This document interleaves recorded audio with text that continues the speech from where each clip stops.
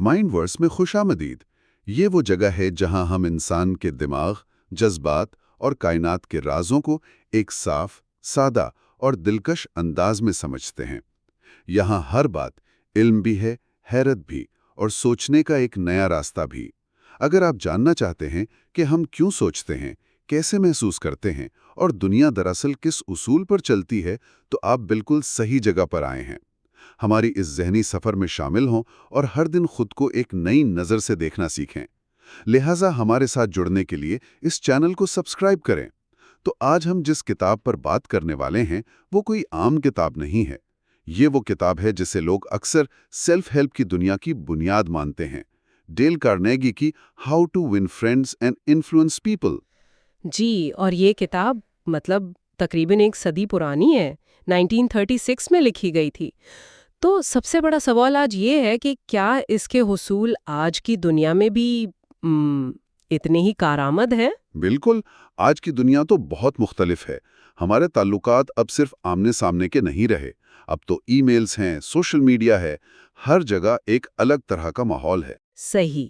تو آج ہم اس کتاب کے پہلے اور سب سے بنیادی حصے پر بات کریں گے، وہ 3 تکنیکیں جو لوگوں سے معاملہ کرنے کی بنیاد ہیں، اور ہم یہ سمجھنے کی کوشش کریں گے کہ ان کے پیچھے انسانی نفسیات کیا ہیں اور کیا یہ واقعی وقت کی کسوٹی پر پورا اترتی ہیں۔ چلیں پھر پہلے اصول سے ہی شروع کرتے ہیں، اور یہ اصول سچ کہوں تو انسانی فطرت کے بالکل خلاف لگتا ہے۔ کہ تنقید نہ کریں۔ ہاں، تنقید، مذمت یا شکایت نہ کریں۔ مطلب جب کوئی غلطی کرتا ہے تو ہمارا پہلا رد عمل ہی یہی ہوتا ہے۔ یہ کیسے ممکن ہے؟ دیکھیں، یہ بظاہر ناممکن لگتا ہے، لیکن کارنیگی اس کی وجہ سمجھانے کے لیے بہت طاقتور مثالیں دیتے ہیں، جیسے وہ بدنام زمانہ قاتل ٹوگن کراؤلی کی۔ ہاں، وہ کہانی جب پولیس نے اسے گھیر لیا تھا۔ جی، اور گرفتاری سے ٹھیک پہلے جب اس پر گولیاں برس رہی تھیں، اس نے ایک خط لکھا، اور اس خط میں پتہ ہے کیا لکھا؟ اس نے لکھا، میرے کوٹ کے نیچے ایک تھکا ہوا لیکن مہربان دل ہے، ایک ایسا دل جو کسی کو نقصان نہیں پہنچائے گا۔ یہ تو بہت ہی عجیب بات ہے۔ وہ شخص جس نے ایک پولیس والے کو قتل کیا تھا، وہ خود کو مہربان سمجھ رہا تھا۔ بالکل، وہ خود کو قصوروار مان ہی نہیں رہا تھا، یہاں تک کہ شکاگو کا گینگسٹر ایل کپون، اس کا بھی یہی حال تھا؟ جی، وہ خود کو عوام کا خیرخواہ کہتا تھا کہ میں لوگوں کو تفریح دے رہا ہوں اور بدلے میں مجھے صرف گالیاں ملتی ہیں۔ اچھا۔ تو کارنیگی یہاں سے یہ نقطہ نکالتے ہیں کہ 99% لوگ، چاہے وہ کتنے ہی غلط کیوں نہ ہوں، خود کو قصوروار نہیں سمجھتے۔ تو جب ہم کسی پر تنقید کرتے ہیں تو ہم اصل میں ایک ایسی دیوار سے ٹکرا رہے ہوتے ہیں جو وہ اپنے دفاع میں کھڑی کر چکے ہوتے ہیں۔ بالکل، نفسیات میں اسے کنفرمیشن بائس بھی کہتے ہیں۔ ہمارا دماغ ہر وہ وجہ تلاش کرتا ہے جو ہماری اپنی سوچ کو درست ثابت کرے۔ تو تنقید کا نتیجہ کیا ہوتا ہے؟ اگلا شخص فوراً دفاعی پوزیشن میں چلا جاتا ہے، اس کی انا کو ٹھیس پہنچتی ہے، اور پھر وہ آپ کی بات سننے کے بجائے خود کو صحیح ثابت کرنے میں لگ جاتا ہے۔ جی، آپ شاید بحث جیت جائیں لیکن اس شخص کا دل ہار جائیں گے۔ اور ابراہیم لنکن نے یہ سبق بہت تلخ تجربے سے سیکھا تھا۔ ہاں، وہ واقعہ جب وہ جوانی میں اپنے سیاسی مخالفین کا مذاق اڑانے کے لیے اخباروں میں گمنام خط لکھتے تھے۔ اور ایک بار تو معاملہ اتنا بڑھ گیا کہ ایک سیاستدان نے انہیں تلوار سے لڑائی کا چیلنج دے دیا۔ اور انہیں وہ چیلنج قبول کرنا پڑا؟ جی، عزت بچانے کے لیے۔ لڑائی تو خیر آخری لمحے میں دوستوں نے رکوائی، لیکن اس واقعے نے لنکن کو ہمیشہ کے لیے بدل دیا۔ انہوں نے پھر کبھی کسی کی کھلے عام تضحیک نہیں کی۔ اس کی سب سے بڑی مثال گیٹس برگ کی جنگ کے بعد کا وہ خط ہے۔ وہ خط جو انہوں نے اپنے جنرل جارج میڈ کو لکھا تھا لیکن کبھی بھیجا نہیں؟ جی، کیونکہ جنرل میڈ نے دشمن کی فوج کو بھاگنے کا موقع دے دیا تھا۔ لنکن شدید غصے میں تھے، انہوں نے خط میں اپنا سارا غصہ نکالا۔ لیکن پھر بھیجا نہیں؟ کیوں؟ کیونکہ انہوں نے سوچا کہ اس خط کو بھیجنے سے کیا ہوگا؟ جنرل میڈ یا تو استعفیٰ دے دیں گے یا خود کو صحیح ثابت کرنے کی کوشش کریں گے۔ یعنی جنگ پر برا اثر پڑتا؟ بالکل۔ لنکن نے سوچا کہ وائٹ ہاؤس کے آرام دہ کمرے میں بیٹھ کر حکم دینا آسان ہے، میدان جنگ کی حقیقت مختلف ہوتی ہے۔ انہوں نے محسوس کیا کہ تنقید سے تلخی کے سوا کچھ حاصل نہیں ہوگا۔ لیکن یہاں ایک سوال ہے، مطلب ایک مینیجر کو اپنے ملازم کو فیڈ بیک تو دینا ہوتا ہے، والدین کو بچوں کی اصلاح کرنی ہوتی ہے، کیا اس کا مطلب ہے کہ ہم تعمیری تنقید بھی نہ کریں؟ یہ بہت اہم نقطہ ہے۔ دیکھیں، کارنیگی جس تنقید کی بات کر رہے ہیں وہ الزام تراشی اور مذمت ہے۔ اس کا مقصد دوسرے کو نیچا دکھانا ہوتا ہے، اچھا، جبکہ تعمیری فیڈ بیک کا مقصد اصلاح ہوتا ہے۔ اور اس کتاب کے اگلے اصول ہمیں یہی سکھاتے ہیں کہ فیڈ بیک کیسے دیا جائے کہ اگلا شخص اسے قبول کرے۔ تو پہلا اصول بس ایک بنیاد رکھتا ہے، لوگوں کو بدلنے کی کوشش کا آغاز تنقید سے مت کریں۔ ٹھیک ہے، تو اگر تنقید کا دروازہ بند ہے، جو ہمارا سب سے عام اوزار ہے، تو پھر ہمارے پاس کیا بچتا ہے؟ یہیں پر کارنیگی اپنا دوسرا اصول، یعنی لوگوں سے معاملہ کرنے کا بڑا راز سامنے لاتے ہیں۔ جی، اور یہ راز انسانی فطرت کی سب سے گہری، سب سے شدید خواہش کو سمجھنے میں ہے۔ ماہر نفسیات فرائیڈ نے اسے عظیم بننے کی خواہش کہا تھا، اور فلسفی جان ڈیوی نے اسے اہمیت محسوس کرنے کی خواہش کا نام دیا تھا۔ بالکل، یہ بھوک، پیاس یا نیند جیسی جسمانی ضرورت تو نہیں، لیکن یہ اتنی ہی شدید ہے۔ یہی وہ خواہش ہے جو ہمیں جانوروں سے الگ کرتی ہے۔ تو مہنگے کپڑے پہننا، بڑی گاڑیاں خریدنا، سوشل میڈیا پر اپنی کامیابیاں دکھانا، یہ سب اسی خواہش کا اظہار ہے۔ جی بالکل، ہم سب چاہتے ہیں کہ ہمیں سراہا جائے، ہماری پہچان ہو، اور جب یہ خواہش صحت مند طریقے سے پوری نہیں ہوتی تو لوگ عجیب رستے اختیار کرتے ہیں۔ کارنیگی ایک مثال دیتے ہیں ایک ایسی خاتون کی جو اپنی حقیقی زندگی کی ناکامیوں سے تنگ آ کر ایک خیالی دنیا میں پناہ لے لیتی ہے۔ جی، جہاں اسے وہ اہمیت ملتی ہے جو اصل دنیا میں نہیں مل سکی۔ اس سے پتہ چلتا ہے کہ یہ خواہش کتنی طاقتور ہے۔ تو پھر لوگوں سے معاملہ کرنے کا راز یہ ہے کہ ان کی اس خواہش کو پورا کیا جائے، یعنی ان کی تعریف کی جائے۔ جی، لیکن یہاں ایک بہت اہم فرق سمجھنا ضروری ہے، تعریف اور چاپلوسی میں فرق۔ یہ بہت مشکل ہوتا ہے، اکثر تعریف بھی چاپلوسی ہی لگتی ہے۔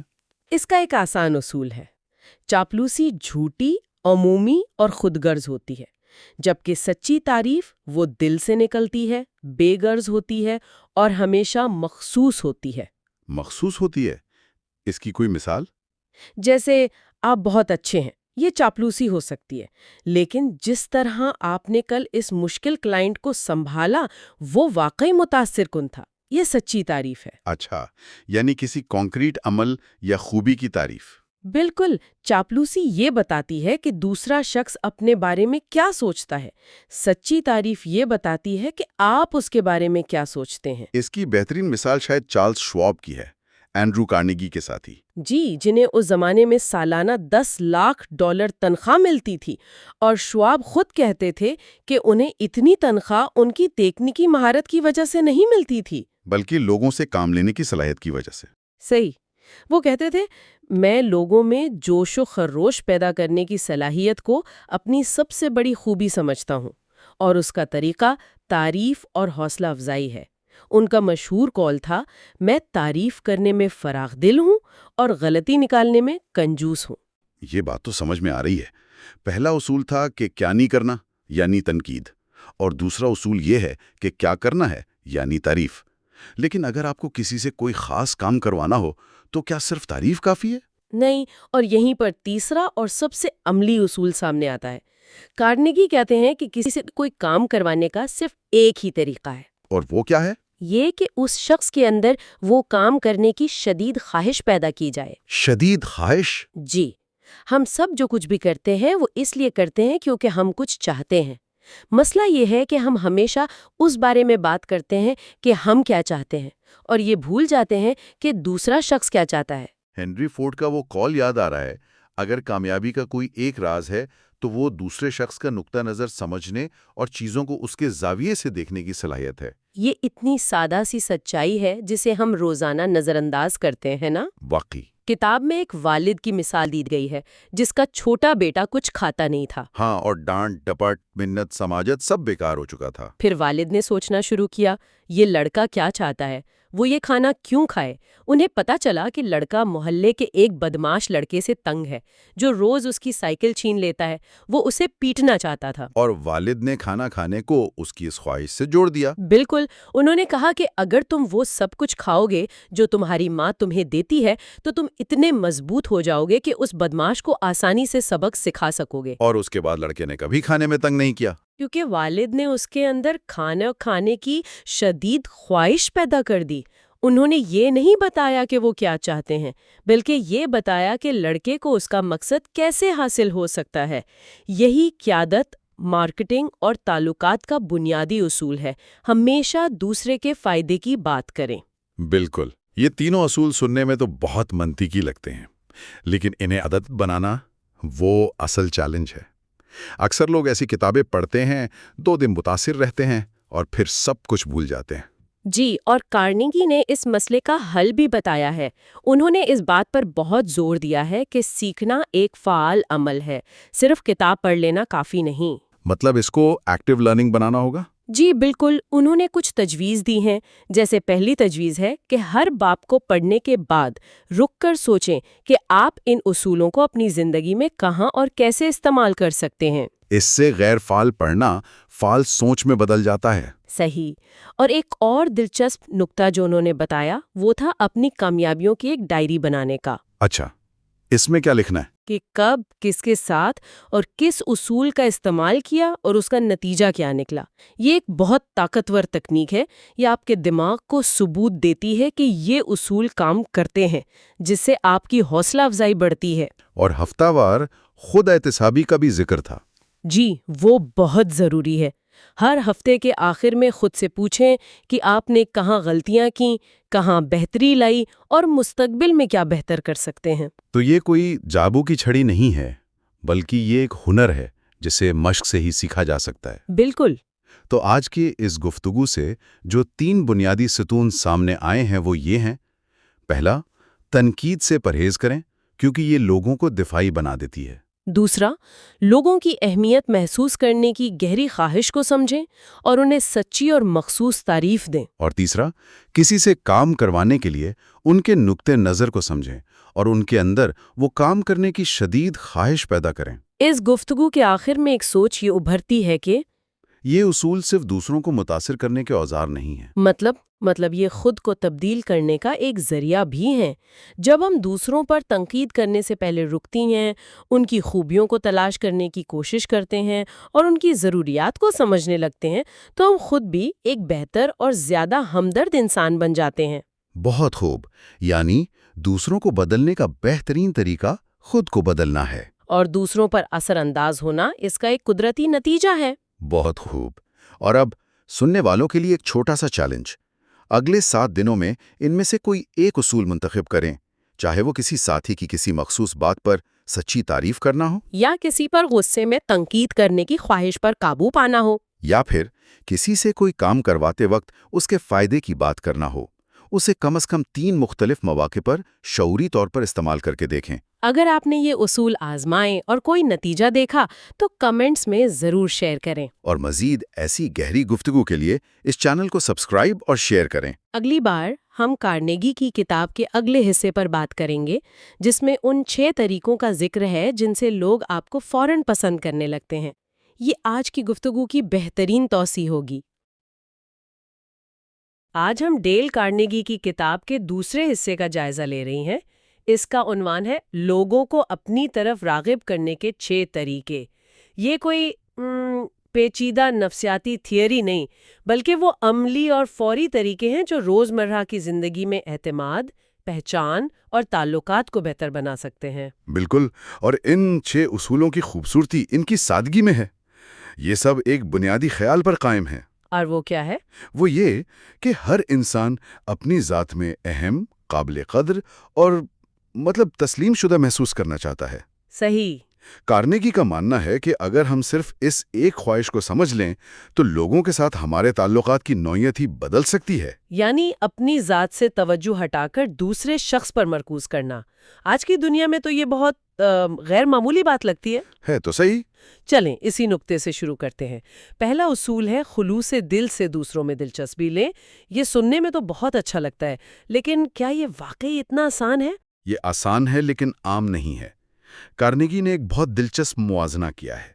وہ کہتے ہیں کہ آپ 2 سال تک لوگوں کو خود میں دلچسپی دلوانے کی کوشش کر کے اتنے دوست نہیں بنا سکتے جتنے صرف 2 ماہ میں خود دوسروں میں حقیقی دلچسپی لے کر بنا سکتے ہیں۔ بالکل، فرق نیت کا ہے کیا آپ اس لیے سن رہے ہیں کہ جواب دے سکیں یا اس لیے کہ سمجھ سکیں؟ یہ ایک بہت گہرا فرق ہے۔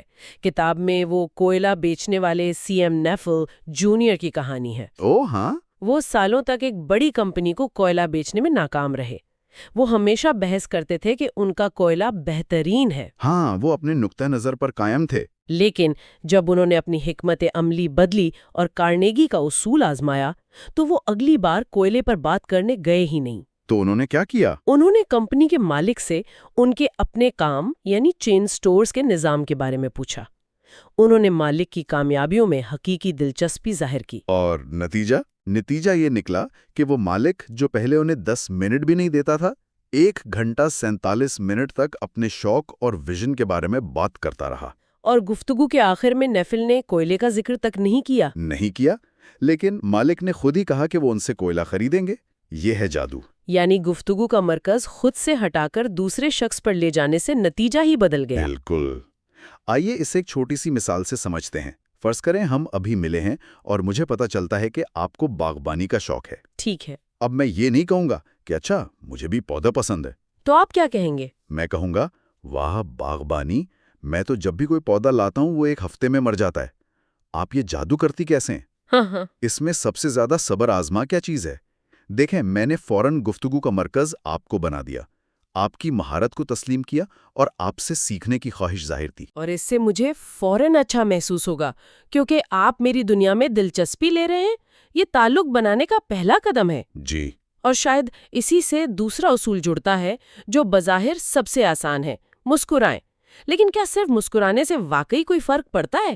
یہ تھوڑا سطحی نہیں لگتا؟ یہ ایک بہت اچھا سوال ہے۔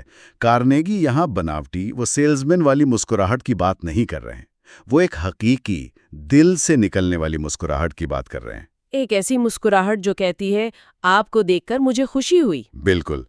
چارلز شواب جو اینڈرو کارنیگی کے قریبی ساتھی تھے، کہتے تھے کہ ان کی مسکراہٹ کی قیمت $10 لاکھ تھی۔ $10 لاکھ؟ جی، کیونکہ وہ لوگوں کو یہ احساس دلاتی تھی کہ وہ انہیں واقعی پسند کرتے ہیں۔ کتاب میں نیو یارک کے ایک سٹاک بروکر ولیم سٹین ہارٹ کی کہانی بھی ہے۔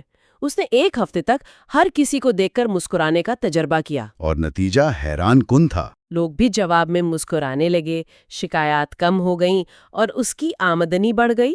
اس نے کہا، مسکراہٹیں میرے لیے ہر روز $1 لا رہی ہیں۔ لیکن یہاں ایک نفسیاتی نکتہ بھی ہے، اگر مسکرانے کا دل نہ کر رہا ہو تو کیا کریں؟ ہاں، یہ اہم سوال ہے۔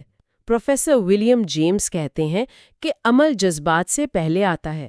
آپ خود کو مسکرانے پر مجبور کریں، ایسے کام کریں جیسے آپ پہلے ہی خوش ہیں۔ اور یہ عمل آپ کے دماغ کو سگنل بھیج کر آپ کو حقیقی طور پر خوش کرنے میں مدد دے گا۔ بالکل، یہ fake it till you make it کی سائنسی توجیہ ہے۔ چلیں اس کا ایک منظر سوچتے ہیں۔ ایک شخص کسی سرکاری دفتر میں جاتا ہے، کلرک تھکا ہوا اور بیزار بیٹھا ہے۔ ٹھیک ہے۔ پہلا شخص سنجیدہ چہرے کے ساتھ اپنا کام بتاتا ہے، میرا یہ کام ہونا ہے۔ کلرک بھی اسی روکھے پن سے جواب دے گا، فارم بھریں، لائن میں لگیں، بات ختم۔ اب دوسرا منظر، وہی کلرک، وہی بیزاری، لیکن دوسرا شخص اس کے کاؤنٹر پر جا کر ایک لمحے کے لیے رکتا ہے، اس کی طرف دیکھتا ہے اور خلوص سے مسکراتا ہے۔ اچھا، اور کہتا ہے، السلام علیکم، امید ہے آپ کا دن بہت مصروف نہیں گزر رہا ہوگا۔ اس ایک جملے اور مسکراہٹ سے کلرک چونک جائے گا۔ شاید وہ بھی ہلکا سا مسکرا دے اور کہے، وعلیکم السلام، جی بس چل رہا ہے، بتائیے کیا کام ہے۔ اس کا رویہ فوراً بدل جائے گا۔ اس ایک مسکراہٹ نے ایک بے جان اور مشینی تعامل کو انسانی بنا دیا۔ اور جب آپ کسی کو دیکھ کر مسکراتے ہیں تو اگلا قدم اس کا نام استعمال کرنا ہوتا ہے۔ تیسرا اصول، یاد رکھیں کہ کسی شخص کا نام اس کے لیے دنیا کی سب سے میٹھی اور اہم ترین آواز ہے۔ اوہو، یہ تو بہت اہم ہے۔ مجھے ذاتی طور پر نام یاد رکھنے میں بہت مشکل ہوتی ہے۔ یہ ایک عام مسئلہ ہے، لیکن کارنیگی کہتے ہیں کہ یہ کوشش کے قابل ہے۔ جم فارلے، جو فرینکلن ڈی روزویلٹ کے الیکشن مینیجر تھے، 50,000 لوگوں کو ان کے پہلے نام سے جانتے تھے۔ 50,000؟ یہ کیسے ممکن ہے؟ ان کی کامیابی کا راز یہ نہیں تھا کہ ان کی یادداشت غیر معمولی تھی، بلکہ یہ کہ انہوں نے اس کے لیے ایک نظام بنایا تھا۔ وہ کیا نظام تھا؟ جب وہ کسی نئے شخص سے ملتے تو چند چیزیں ذہن میں رکھتے۔ پہلا، اس کا پورا نام غور سے سنتے، اگر سمجھ نہ آتا تو دوبارہ پوچھتے۔ معاف کیجیے گا، میں آپ کا نام ٹھیک سے سن نہیں پائی۔ بالکل، اگر نام مشکل ہوتا تو اس کے ہجے پوچھتے۔ دوسرا، گفتگو کے دوران اس نام کو 2 سے 3 بار دہراتے۔ اور تیسرا، بعد میں اس نام کو اس شخص کی شکل اور کام کے ساتھ ذہن میں جوڑنے کی کوشش کرتے۔ یہ تو ایک مکمل تکنیک ہے۔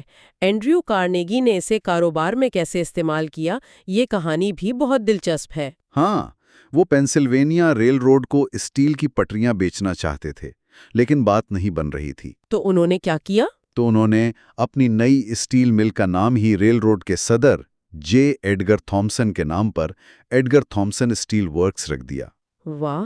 اب جب ریل روڈ کو پٹریاں خریدنی تھیں تو آپ کے خیال میں آرڈر کس کو ملا ہوگا؟ ظاہر ہے انہی کو۔ یہ انسانی نفسیات کا بہترین استعمال تھا۔ بالکل، اپنے نام کی مل دیکھ کر تھامسن کو جو اہمیت کا احساس ہوا ہوگا وہ کسی بھی کاروباری پیشکش سے زیادہ طاقتور تھا۔ تو اب تک ہم نے 3 اصول دیکھے ہیں: دوسروں میں حقیقی دلچسپی لینا، خلوص سے مسکرانا اور ان کا نام یاد رکھنا۔ اور یہ تینوں اصول دراصل ایک ہی سمت میں جاتے ہیں، دوسرے شخص کو یہ محسوس کرانا کہ وہ آپ کے لیے اہم ہے۔ بالکل۔ چلیں یہاں ایک چھوٹا سا وقفہ لیتے ہیں اور سننے والوں کے لیے کچھ عملی ٹپس پر بات کرتے ہیں۔ ضرور۔ آج ہی ان 3 اصولوں کو آزمایا جا سکتا ہے۔ ٹپ نمبر 1، اگلے شخص سے جس سے آپ بات کریں ایک حقیقی مسکراہٹ کے ساتھ ملے، چاہے وہ گھر میں ہو، دفتر میں یا دکان پر۔ ٹپ نمبر 2، آج کسی نئے شخص سے ملیں تو اس کا نام گفتگو میں کم از کم 2 بار دہرائیں۔ اچھا، تو علی، آپ کا اس بارے میں کیا خیال ہے؟ اس سے نام یاد رکھنے میں بھی مدد ملے گی۔ اور ٹپ نمبر 3، کسی دوست یا گھر کے فرد سے اس کے دن کے بارے میں پوچھیں اور بغیر ٹوکے صرف سمجھنے کی نیت سے اس کی پوری بات سنیں۔ یہ سب سے مشکل کام ہو سکتا ہے۔ جی ہاں، اور جب آپ کسی میں دلچسپی لیتے ہیں تو قدرتی طور پر آپ کو اس کی بات سننی پڑتی ہے۔ یہ ہمیں سیدھا چوتھے اصول کی طرف لے جاتا ہے۔ ایک اچھے سامع بنیں، لوگوں کو اپنی بات کہنے کے لیے حوصلہ افزائی کریں۔ اچھا سامع بننا، ہم سب سمجھتے ہیں کہ ہم اچھے سامع ہیں، لیکن کیا واقعی ایسا ہے؟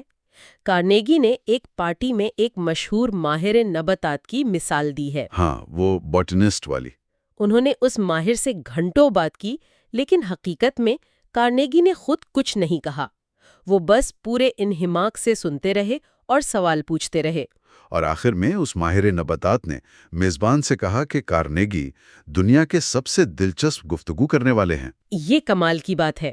وہ دلچسپ اس لیے بنے کیونکہ انہوں نے دوسرے کو دلچسپ محسوس کرایا۔ آج کے دور میں جہاں ہر کوئی بولنا چاہتا ہے، وہاں کوئی شخص جو صرف خاموشی سے، توجہ سے آپ کی بات سنے، وہ نایاب اور بہت قیمتی ہو جاتا ہے۔ ابراہم لنکن کی مثال بھی یہی ظاہر کرتی ہے۔ جی، جب وہ خانہ جنگی کے دوران شدید دباؤ میں ہوتے تو وہ اپنے ایک پرانے دوست کو بلا کر گھنٹوں غلامی کے خاتمے پر اپنے خیالات اور خدشات کے بارے میں بات کرتے تھے۔ اور وہ دوست کوئی مشورہ نہیں دیتا تھا، صرف سنتا تھا۔ لنکن کو مشورہ نہیں، ایک ہمدرد کان چاہیے تھا۔ آج کل جسے ہم ایکٹیو لسننگ کہتے ہیں، اس کے 3 بنیادی اصول ہیں۔ وہ کیا ہے؟ پہلا، پوری توجہ سے سنیں، اپنا فون یا دوسری چیزیں ایک طرف رکھ دیں۔ دوسرا، سوالات پوچھ کر وضاحت طلب کریں، جیسے پھر کیا ہوا یا آپ نے اس وقت کیسا محسوس کیا۔ اور تیسرا، ان کی بات ختم ہونے سے پہلے مشورہ دینے یا اپنی کہانی سنانے سے گریز کریں۔ یہ تیسرا نقطہ سب سے مشکل ہے۔ فرض کریں ایک دوست آ کر کہتا ہے، یار میں اپنی نوکری سے بہت تنگ ہوں۔ ہمارا پہلا رد عمل ہوتا ہے، ارے پریشان نہ ہو، تم نوکری چھوڑ کیوں نہیں دیتے؟ بالکل، ہم فوراً مسئلہ حل کرنے کی کوشش کرتے ہیں، جبکہ ایک اچھا سامع کہے گا، اچھا مجھے مزید بتاؤ، کیا چیز تمہیں سب سے زیادہ پریشان کر رہی ہے؟ یعنی اس سے اپنی بھڑاس نکالنے کا موقع دے گا۔ جی، اکثر اوقات جب کوئی شخص اپنی پوری بات کہہ لیتا ہے تو اسے خود ہی اپنے مسئلے کا حل نظر آنے لگتا ہے۔ اسے آپ کے مشورے کی نہیں، اپنی سوچ کو ترتیب دینے کے لیے ایک خاموش سامع کی ضرورت ہوتی ہے۔ اور جب آپ کسی کو اتنے غور سے سنتے ہیں تو آپ کو خود بخود پتہ چل جاتا ہے کہ ان کی دلچسپی کس چیز میں ہے۔ تو کیا 5واں اصول یہی ہے کہ پھر اسی موضوع پر بات کی جائے؟ آپ نے بالکل صحیح نتیجہ نکالا۔ 5واں اصول ہے، دوسرے شخص کی دلچسپیوں کے بارے میں بات کریں۔ تھیوڈور روزویلٹ اس کے ماہر تھے۔ بالکل، جب بھی وائٹ ہاؤس میں ان سے کوئی ملنے آتا، وہ ایک رات پہلے اس موضوع پر تحقیق کرتے جس میں ان کے مہمان کی گہری دلچسپی ہوتی تھی۔ یعنی وہ اپنے مہمان کی دنیا میں داخل ہو کر بات کرتے تھے۔ کتاب میں بیکری کے مالک ہنری ڈوورنوئے کی کہانی بھی ہے۔ हाँ, जो एक होटल मैनेजर को 4 साल से डबल रोटी बेचने की कोशिश कर रहे थे और हर बार नाकाम होते। फिर उन्हें क्या पता चला? लीबार डुवर्नवे ने डबल रोटी का जिक्र ही नहीं किया बिल्कुल नहीं, उन्होंने सिर्फ उस तंजीम के बारे में बात शुरू कर दी। और मैनेजर ने आधे घंटे तक जोशो खरोश से उस तंजीम के बारे में बात की और कुछ दिन बाद खुद फोन करके डबल रोटी का ऑर्डर दे दिया। उसने एक कारोबारी ताल्लुक को ज़ाती ताल्लुक में बदल दिया था। इसकी एक अमली मिसाल इंटरव्यू के दौरान हो सकती है। आप इंटरव्यू देने जाती हैं और देखती हैं कि इंटरव्यू लेने वाले की मेज़ पर क्रिकेट की एक ट्रॉफी रखी है। तो मैं रस्मी सवालात के बजाय कह सकती हूँ, ये ट्रॉफी बहुत शानदार लग रही है, क्या आप क्रिकेट खेलते हैं? बिल्कुल, अगर उनकी आंखों में चमक आ जाए तो समझें आपने सही बटन दबा दिया है। वो 2 मिनट की गुफ्तगू आपके बारे में ये तासुर देगी कि आप सिर्फ नौकरी में नहीं बल्कि लोगों में भी दिलचस्पी रखते हैं। ये आपको बाकी उम्मीदवारों से मुमताज कर देगी। यकीनन। तो इन सब बातों का निचोड़ क्या है? ये तमाम उसूल हमें आखिरी और शायद सबसे अहम उसूल की तरफ ले जाते हैं। छठा उसूल, दूसरे शख्स को अहम महसूस कराएं और ये खुलूस से नीयत से करें। ये इंसानी फितरत का सबसे गहरा कानून है। माहिर नफ्सियात विलियम जेम्स ने कहा था, इंसानी फितरत की सबसे गहरी ख्वाहिश तारीफ पाने की ख्वाहिश है। कार्नेगी यहाँ सस्ती चापलूसी और हकीकी तारीफ में फ़र्क करते हैं। जी, ये फ़र्क बहुत अहम है। चापलूसी खुद गर्जी पर मबनी होती है। आप कुछ हासिल करने के लिए तारीफ करते हैं। हकीकी तारीफ बेगर्ज होती है। आप कुछ देने के लिए तारीफ करते हैं। इसकी वो पोस्ट ऑफिस क्लर्क वाली मिसाल बहुत छोटी लेकिन बहुत ताकतवर है।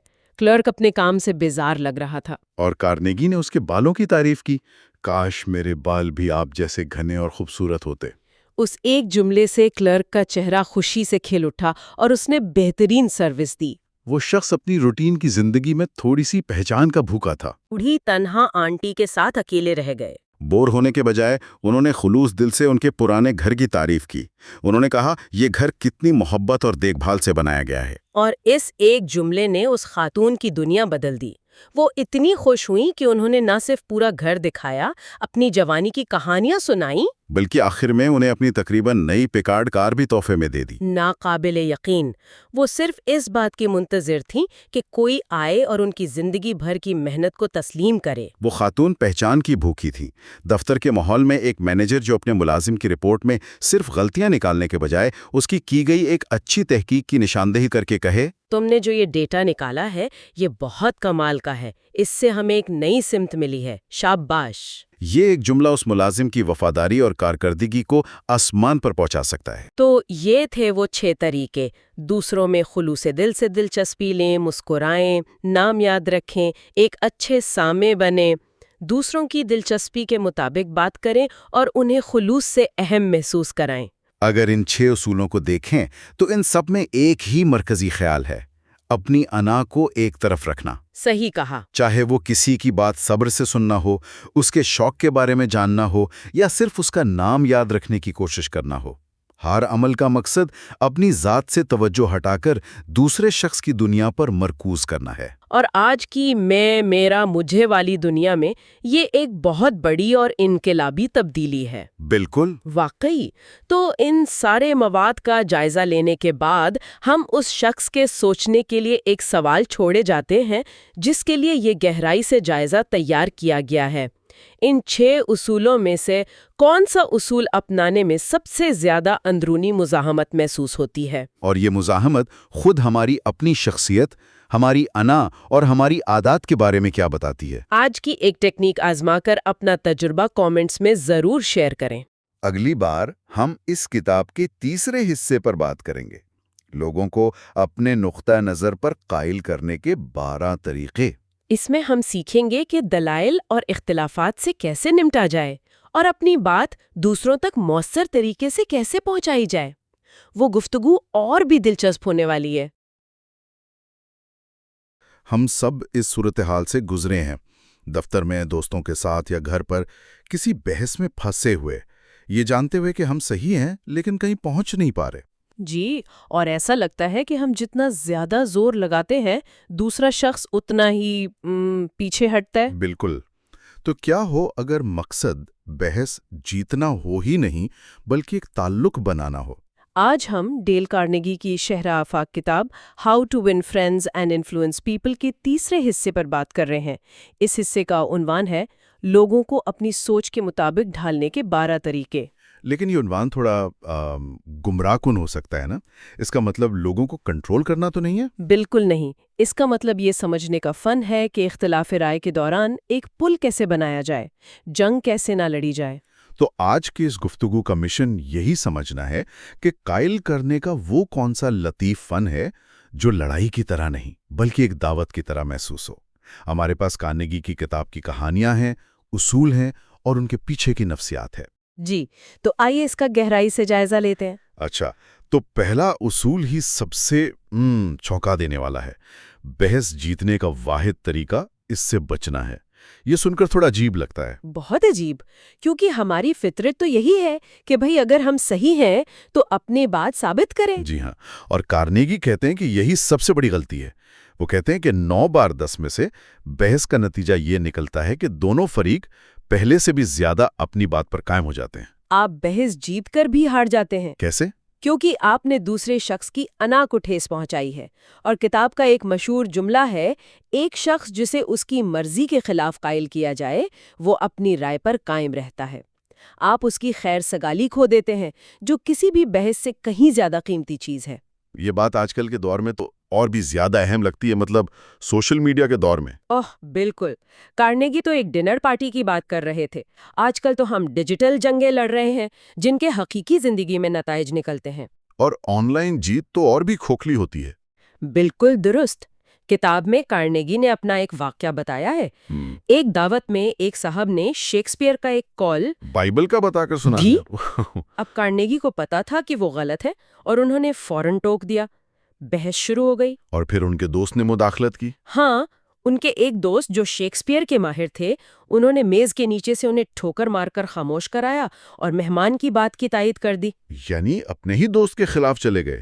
یہ تو بہت عجیب بات ہے۔ جی، لیکن بعد میں اس دوست نے کارنیگی کو سمجھایا، کسی کو غلط ثابت کر کے کیا ملتا ہے؟ اس نے تمہاری رائے تو نہیں پوچھی تھی، بحث کیوں کرنا؟ اس واقعے نے کارنیگی کو ایک بہت بڑا سبق سکھایا۔ اور یہی اصول پیشہ ورانہ زندگی میں بھی کام کرتا ہے۔ بالکل۔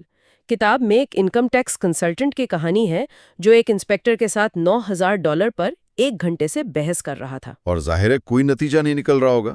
بالکل نہیں۔ پھر اس نے سوچا بحث چھوڑ کر تعریف کی جائے۔ اس نے انسپیکٹر سے کہا، یہ مسئلہ میری کتابی معلومات سے کہیں زیادہ بڑا ہے، کاش میرے پاس آپ جیسا عملی تجربہ ہوتا۔ اچھا۔ انسپیکٹر کا رویہ فوراً بدل گیا۔ وہ آرام سے بیٹھ گیا، اپنے تجربے اور بچوں کے بارے میں باتیں کرنے لگا اور آخر میں کہا، آپ جائیے، میں اس پر دوبارہ غور کروں گا۔ اور مسئلہ حل ہو گیا؟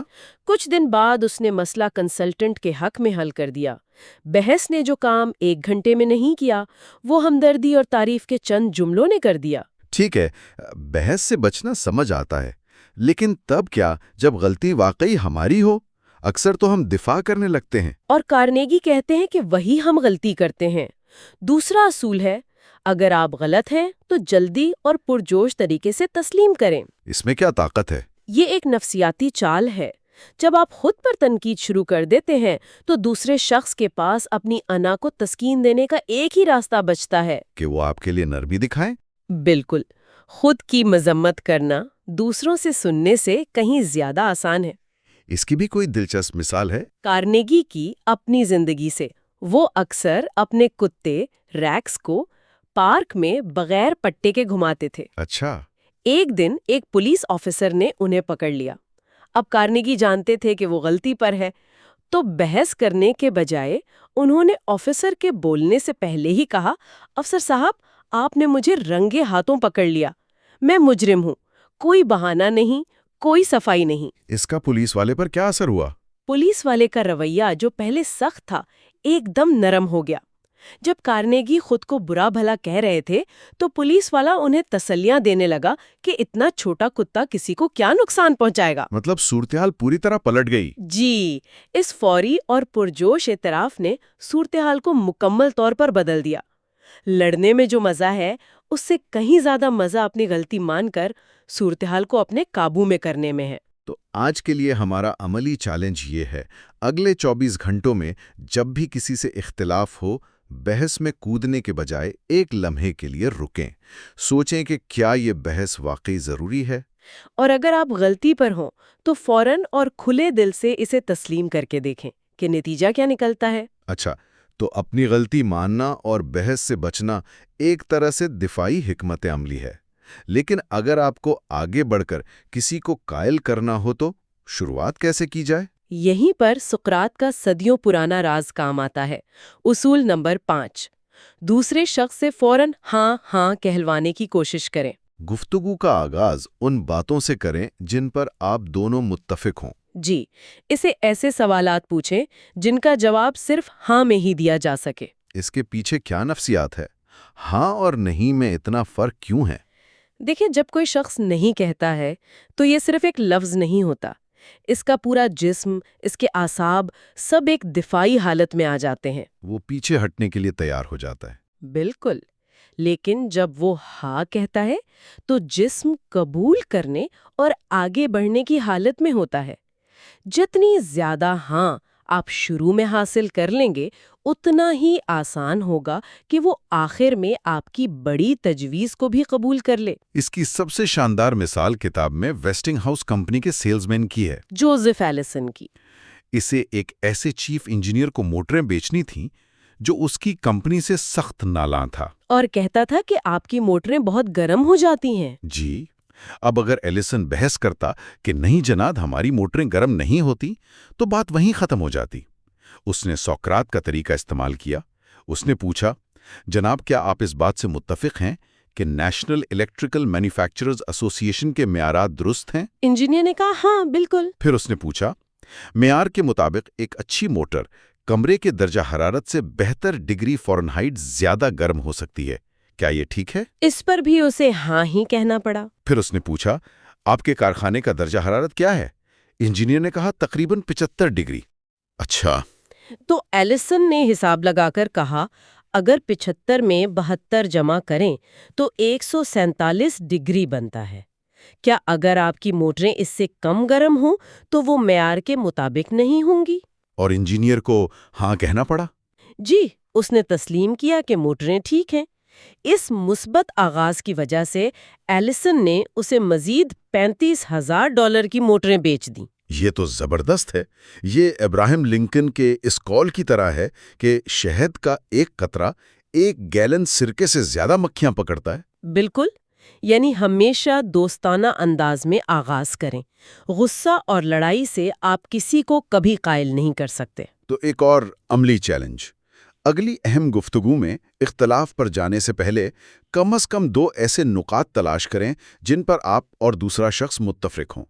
ان سے بات چیت شروع کریں اور دیکھیں کہ گفتگو کا رخ کیسے بدلتا ہے۔ لیکن اگر کوئی ہم سے شکایت کر رہا ہو تو ہاں کہلانا تو مشکل ہے، وہ تو پہلے غصے میں ہوتا ہے۔ ہاں، اس وقت کیا کریں؟ اس صورتحال کے لیے ایک بہت مؤثر اصول ہے، دوسرے شخص کو زیادہ سے زیادہ بولنے کا موقع دیں۔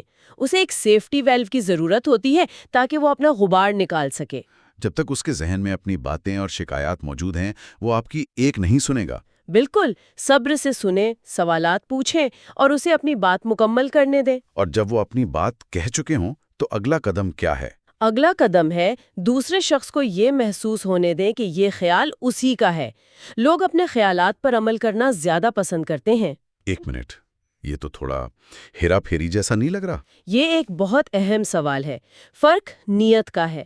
اگر آپ کی نیت صرف اپنا فائدہ حاصل کرنا ہے تو یہ ہیرا پھیری ہے، لیکن اگر آپ کی نیت باہمی تعاون سے ایک ایسا حل نکالنا ہے جو دونوں کے لیے بہترین ہو، تو یہ ایک اعلیٰ انسانی تعلقات کا فن ہے۔ کتاب میں وہ ڈیزائنر والی کہانی ہے نا؟ جی، یوجین ویسن کی، جو خاکے بیچتے تھے۔ وہ 3 سال تک نیو یارک کے ایک بڑے اسٹائلسٹ کو کچھ نہیں بیچ سکے۔ 3 سال؟ وہ تو بہت لمبا عرصہ ہے۔ آس گئے اور کہا، میں چاہتا ہوں آپ مجھ پر ایک احسان کریں۔ یہ کچھ ادھورے آئیڈیاز ہیں، کیا آپ بتا سکتے ہیں کہ انہیں کیسے بہتر بنایا جا سکتا ہے؟ تو اس نے مشورہ مانگ لیا۔ جی، اور خریدار نے خاکے دیکھے، کچھ آئیڈیاز دیے اور پھر وہ سارے خاکے خرید لیے۔ کیوں؟ کیونکہ اب وہ صرف ویسن کے آئیڈیاز نہیں تھے، بلکہ اس کے آئیڈیاز تھے۔ بالکل، اس نے ان کی تخلیق میں حصہ لیا تھا۔ یہ دلچسپ ہے، یعنی اپنی انا کو ایک طرف رکھ کر دوسرے کو کریڈٹ دینا۔ اچھا، اور اپنے خیالات کو پیش کرنے کا بہترین طریقہ کیا ہے؟ انہیں ڈرامائی انداز میں پیش کریں۔ آج کا دور شو مین شپ کا ہے، صرف سچائی بیان کرنا کافی نہیں، اسے دلچسپ بنانا پڑتا ہے۔ فلمیں اور ٹی وی تو یہی کرتے ہیں، لیکن عام زندگی میں اسے کیسے استعمال کریں؟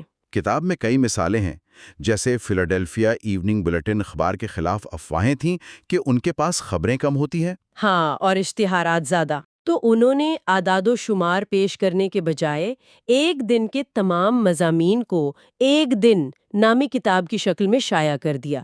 307 صفحات کی کتاب۔ واہ!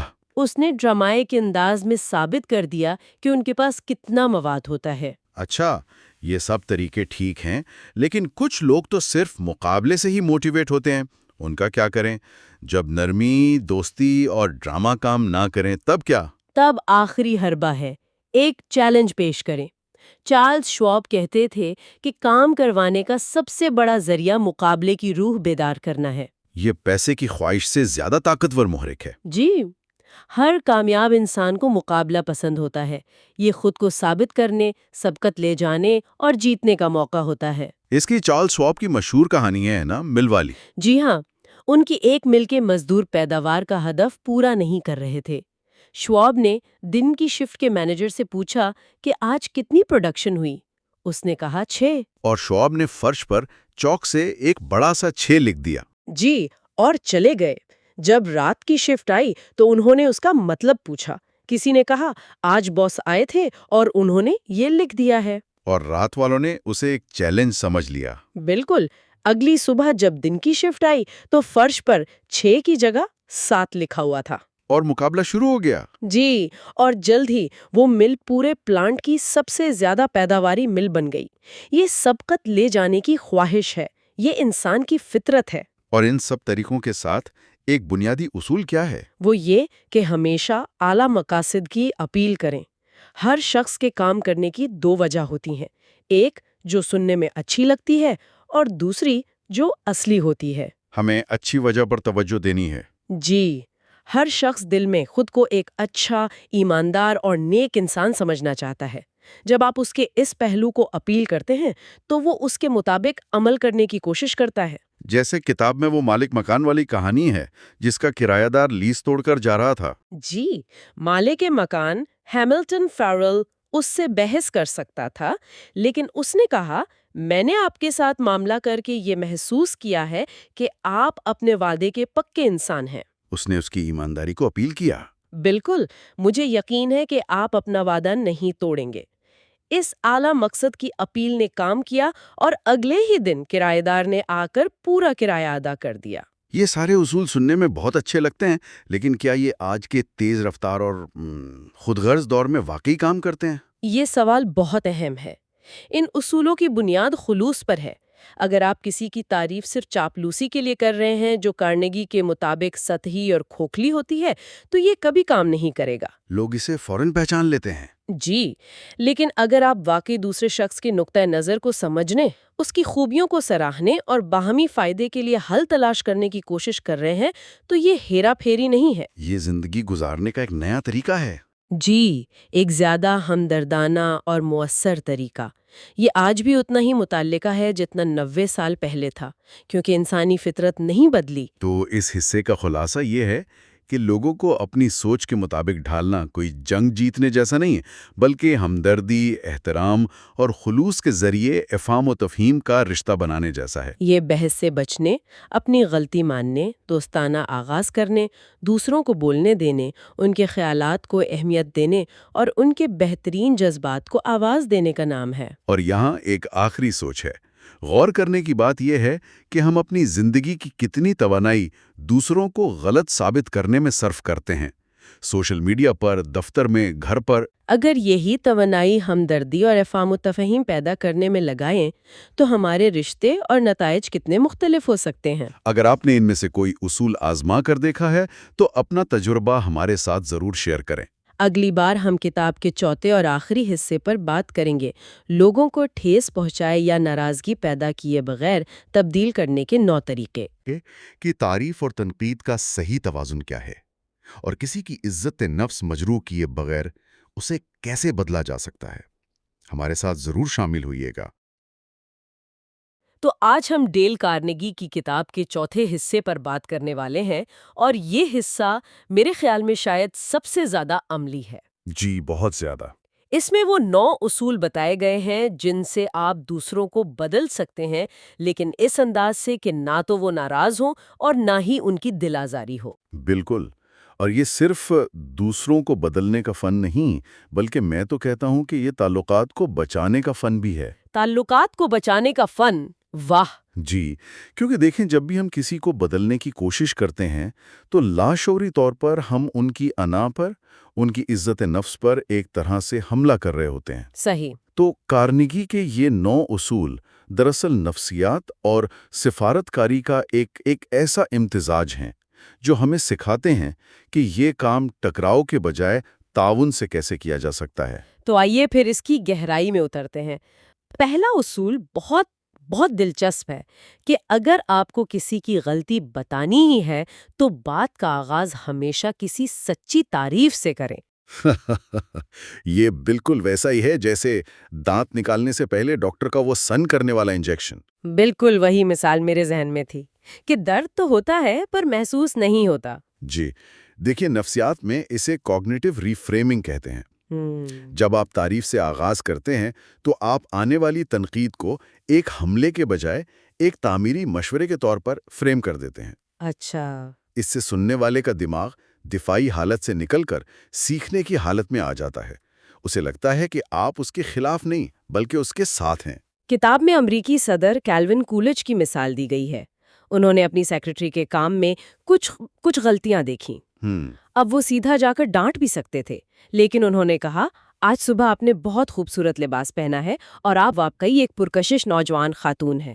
اس کے بعد انہوں نے نرمی سے کہا کہ کام میں تھوڑی زیادہ احتیاط برتیں۔ اور نتیجہ یہ کہ سیکرٹری نے خوشی خوشی اپنی غلطی مان لی۔ اور یہ صرف چھوٹی موٹی باتوں کے لیے نہیں ہے۔ ابراہم لنکن، انہوں نے خانہ جنگی کے دوران اپنے ایک بہت ضدی جنرل جوزف ہوکر کو ایک تاریخی خط لکھا تھا۔ اوہ، یہ تو بہت ہائی سٹیک صورتحال ہے۔ بہت زیادہ۔ جنرل کی غلطیاں بھاری پڑ رہی تھیں، لیکن لنکن نے خط کا آغاز جنرل کی بہادری اور قابلیت کی تعریف سے کیا۔ انہوں نے لکھا کہ وہ ایک عظیم سپاہی ہیں۔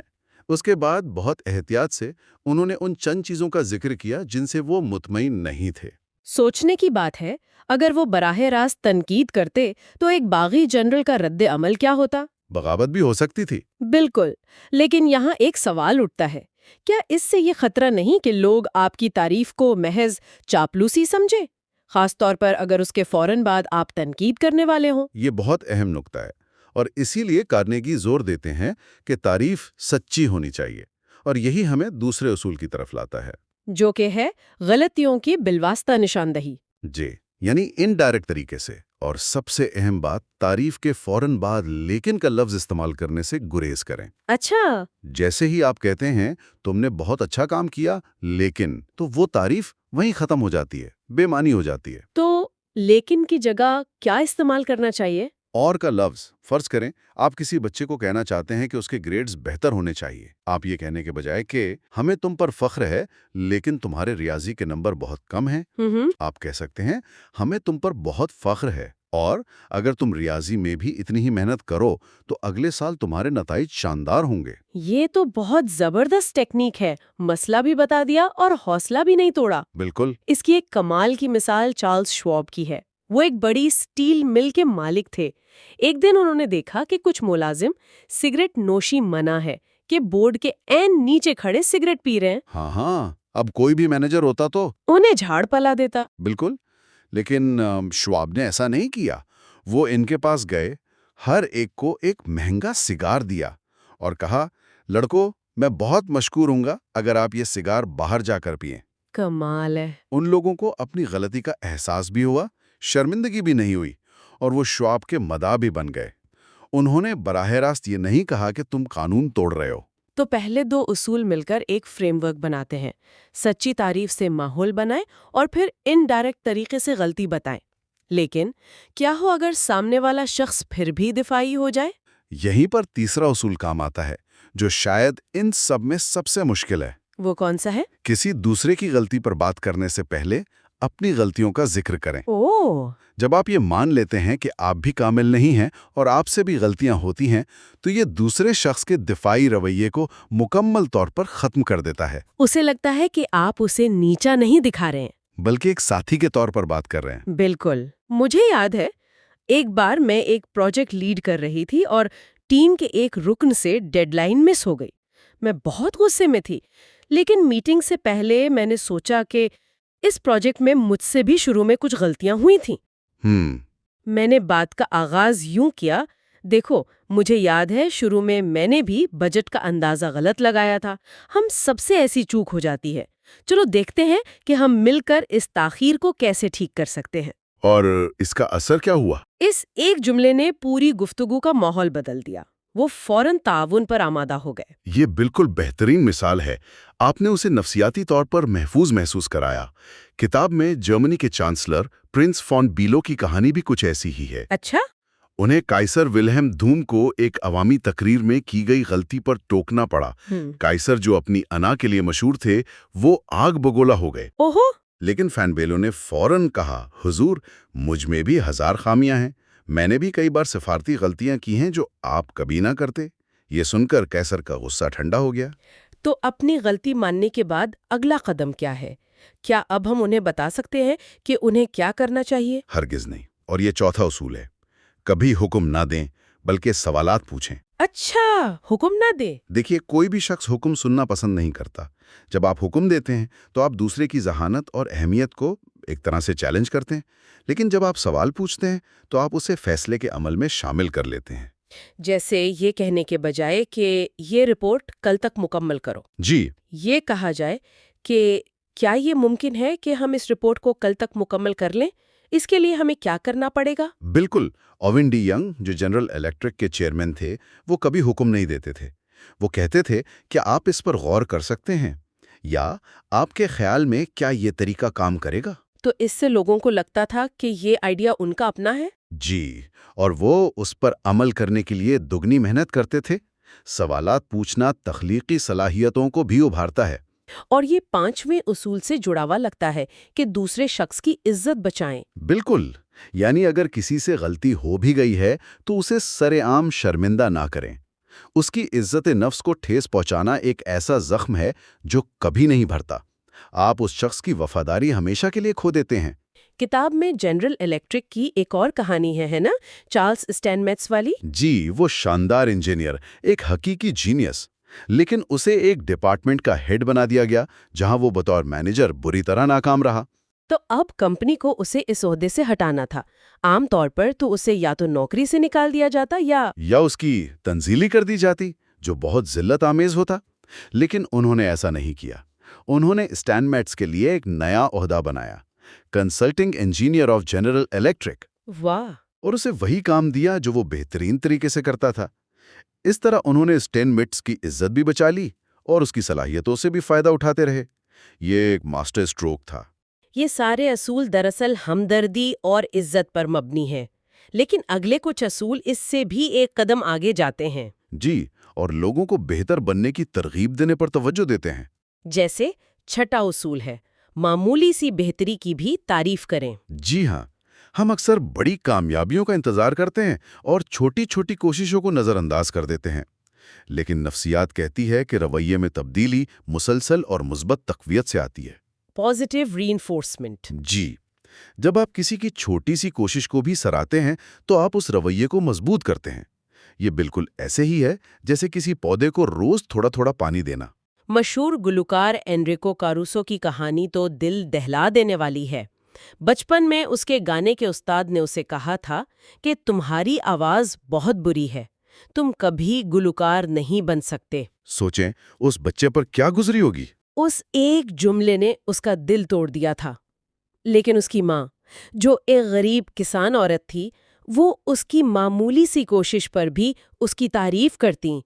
वो कहती कि वो बहुत बेहतर गा रहा है। और माँ की उसी मुसलसल हौसला अफजाई ने उसे वो एतमाद दिया जिसने उसे दुनिया का अजीम तरीन गुलकार बना दिया। तारीफ, انسان کی روح کے لیے وہی کام کرتی ہے جو سورج کی روشنی پھولوں کے لیے کرتی ہے۔ یہ ہمیں 7ویں اصول کی طرف لاتا ہے جو میرا پسندیدہ ہے۔ لوگوں کو ایک اچھی ساکھ دیں تاکہ وہ اس پر پورا اترنے کی کوشش کریں۔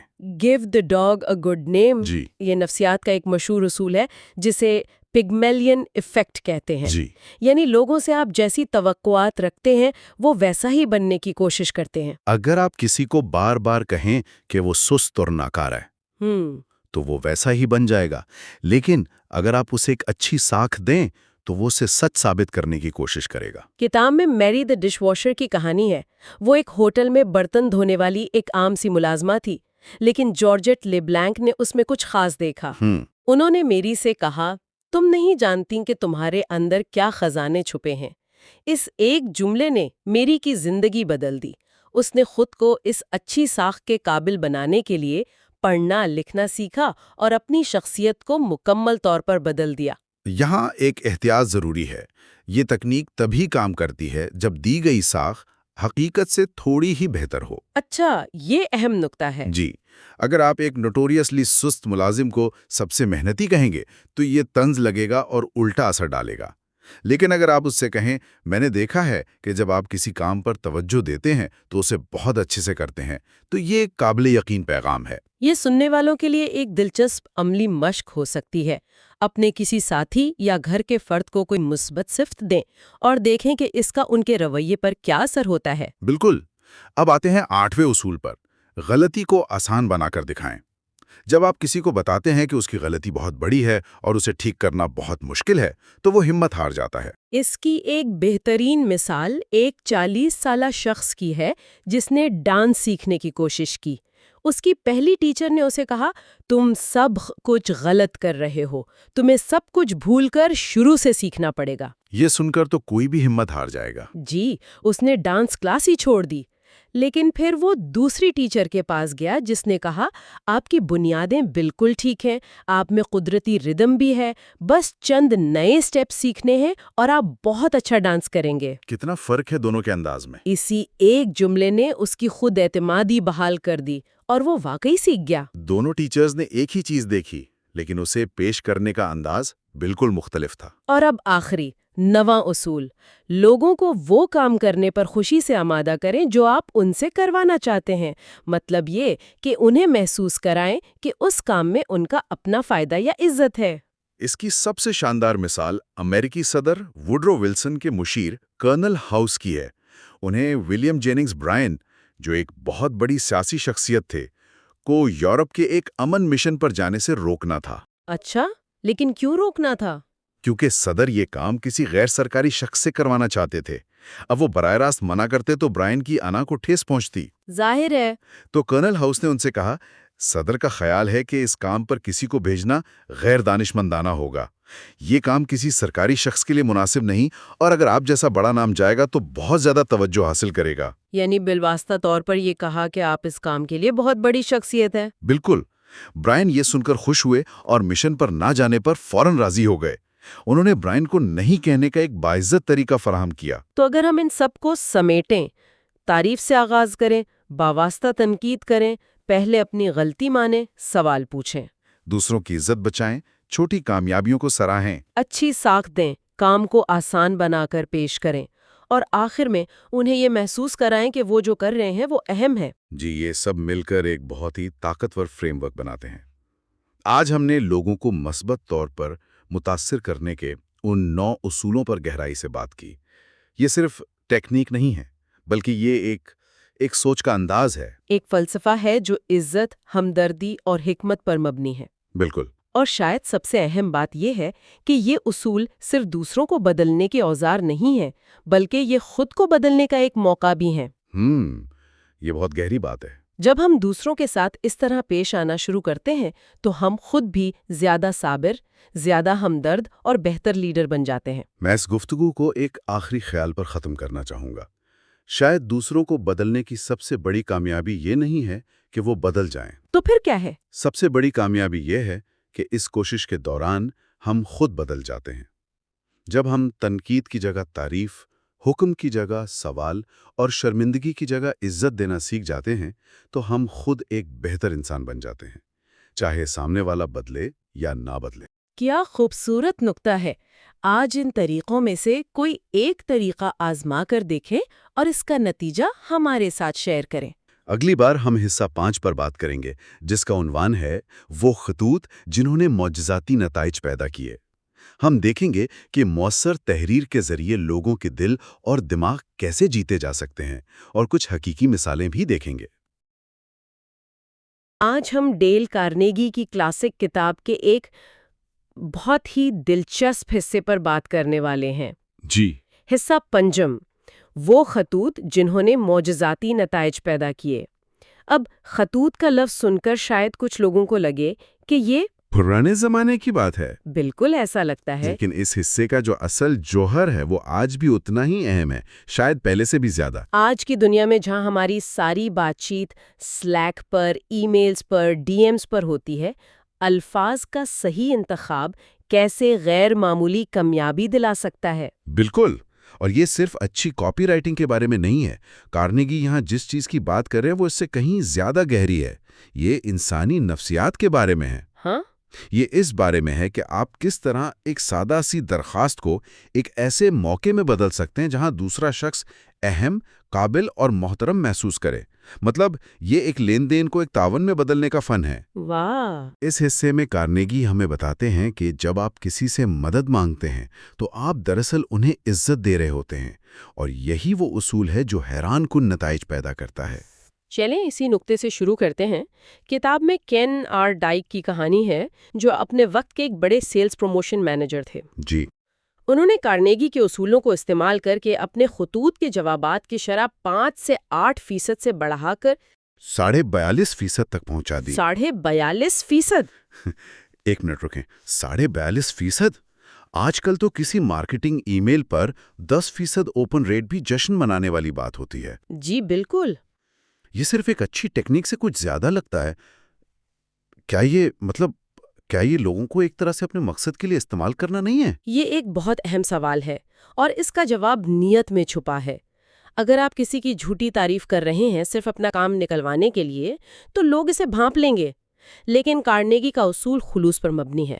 اچھا، یہ دوسرے شخص کی قابلیت اور تجربے کو جینیونلی تسلیم کرنے کے بارے میں ہے۔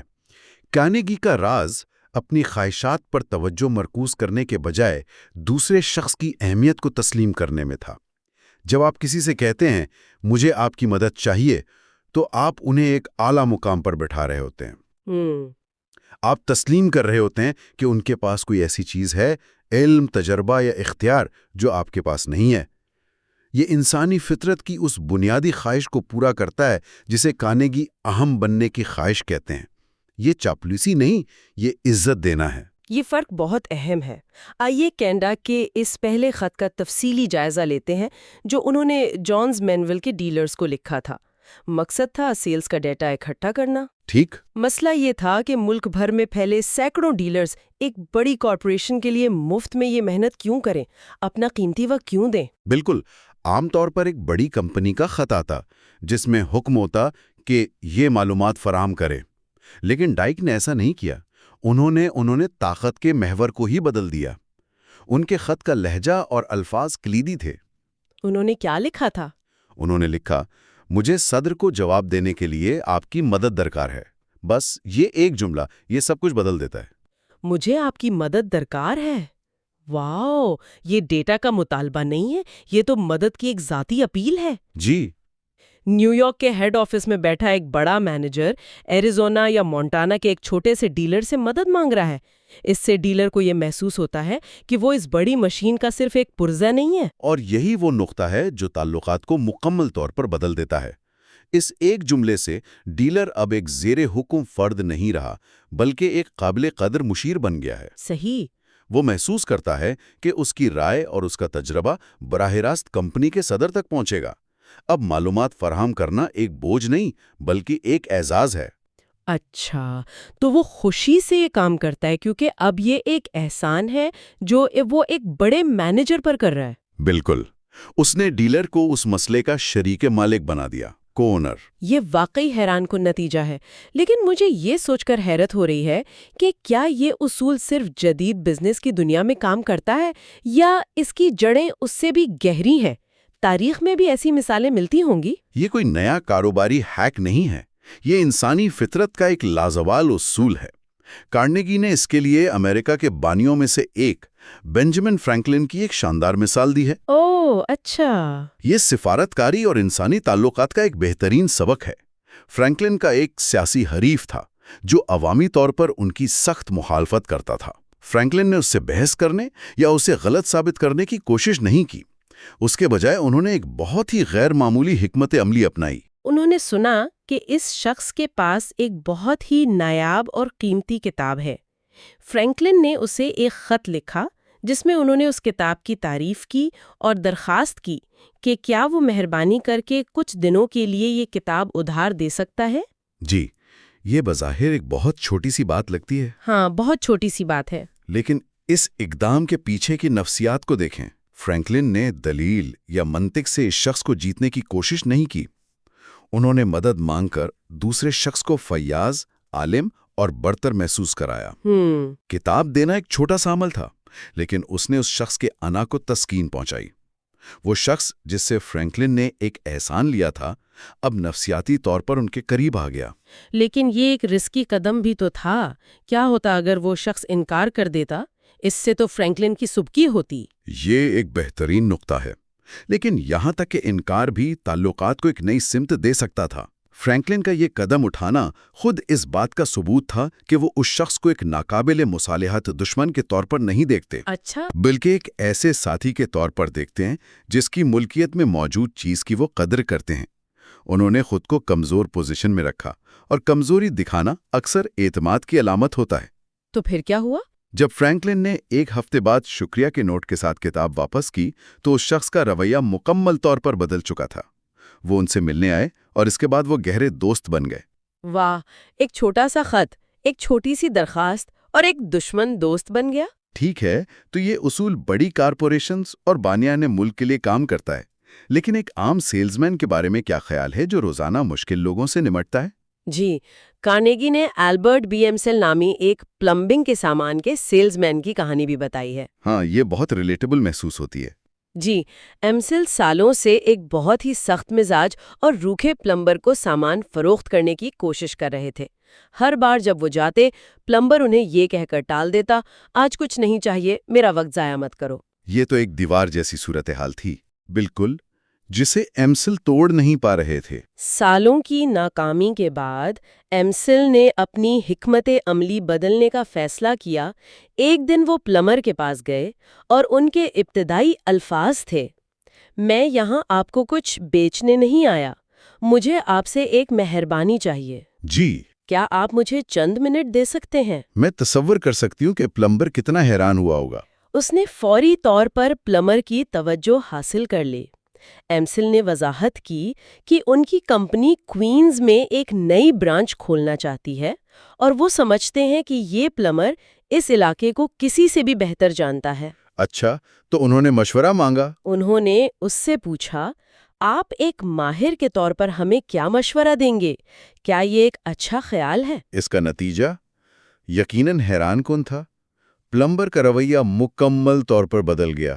وہ جو ہمیشہ بیچے جانے کا عادی تھا، اب اسے ایک ماہر کے طور پر مشورہ دینے کے لیے کہا جا رہا تھا۔ اسے اہم محسوس کرایا گیا۔ اس نے ایمسل کو 1 گھنٹے تک علاقے کے بارے میں تفصیلات بتائیں اور آخر میں کہا، جب آپ لوگ یہاں آئیں تو مجھ سے ملنا، میں آپ کو سامان کا پہلا آرڈر دوں گا۔ بالکل، اور یہ صرف نفسیات کا کمال نہیں، بلکہ اس سے آپ طاقت کا محور بدل دیتے ہیں۔ عام طور پر بیچنے والا کمزور پوزیشن میں ہوتا ہے اور خریدار طاقتور۔ صحیح۔ لیکن جب ایمسل نے مشورہ مانگا تو انہوں نے پلمبر کو اپنی ٹیم کا حصہ بنا لیا۔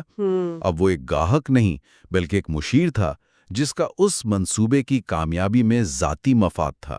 یہ ایک چھوٹا سا فرق ہے جو تعلقات کو مکمل طور پر بدل دیتا ہے۔ جی، جب آپ یہ بتا رہے تھے تو میں اپنے کام کی ایک ای میل کے بارے میں سوچ رہی تھی۔ مجھے ایک دوسرے ڈپارٹمنٹ سے کچھ ڈیٹا چاہیے اور میرا پہلا خیال تھا کہ سیدھا پوچھ لوں۔ ہاں، لیکن اب میں سوچ رہی ہوں کہ کیا مجھے ان سے یہ کہنا چاہیے کہ ہم ایک مسئلے کو حل کرنے کی کوشش کر رہے ہیں اور اس میں آپ کا تجربہ ہماری بہت مدد کر سکتا ہے۔ یہ ایک بہت ہی چھوٹا سا لیکن طاقتور فرق ہے۔ اور یہ اصول آج بھی اتنا ہی اہم ہے۔ فرض کریں آپ کو گٹ ہب پر اپنے کوڈ کے لیے ریویو چاہیے۔ مرج مائی پی آر لکھنے کے بجائے اگر آپ لکھیں hey, could you take a look? I'm not sure if this is the most efficient way. Your input would be a huge help. تو آپ وہی بین فرینکلن والا اصول استعمال کر رہے ہیں۔ بالکل۔ یہ سب تھیوری میں بہت اچھا ہے۔ آئیے اسے ایک عملی ورکشاپ کی طرح دیکھتے ہیں۔ کین ڈائک کے ایک اور خط کا جائزہ لیتے ہیں جو انہوں نے آرکیٹیکٹس کو لکھا تھا۔ جی، اس خط پر انہیں جو جواب ملا وہ ایک معجزے سے 5 گنا بہتر تھا۔ چلیں اس خط کی ساخت کو توڑ کر دیکھتے ہیں کہ اس میں کیا خاص تھا۔ اس خط کا پس منظر یہ تھا کہ ڈائک کو ملک کے مصروف ترین آرکیٹیکٹس کی ضرورت تھی کہ وہ مفت میں اپنا وقت نکال کر ایک نئی پروڈکٹ کا جائزہ لیں اور اس پر اپنی رائے دیں۔ یہ ایک بہت مشکل کام تھا۔ کوئی بھی اپنا قیمتی وقت مفت میں کیوں دے گا؟ بالکل۔ میں اس خط کے کچھ کلیدی حصوں کو آہستہ اور واضح طور پر پڑھتی ہوں تاکہ ہم اس کی ساخت کو سمجھ سکیں۔ ضرور۔ محترم جناب ڈاؤ، کیا آپ ایک چھوٹی سی مشکل میں میری مدد کریں گے؟ تقریباً 1 سال پہلے میں نے اپنی کمپنی کو قائل کیا کہ لیکن ہمیں یقین نہیں ہے کہ ہمارے پاس صحیح کہانی ہے۔ اس سلسلے میں ہم آپ کے بہت شکر گزار ہوں گے اگر آپ ہمیں بتائیں۔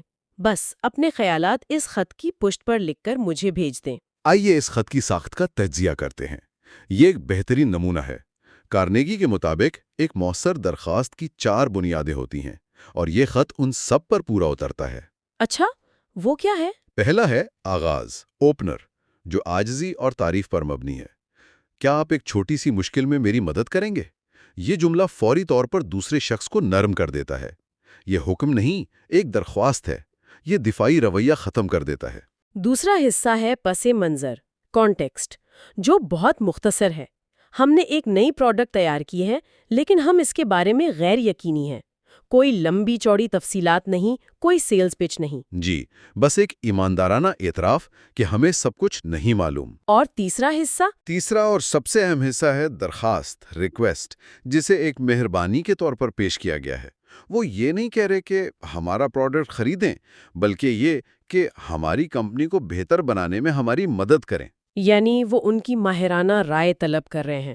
بالکل، جو ان کی انا کو تسکین دیتی ہے۔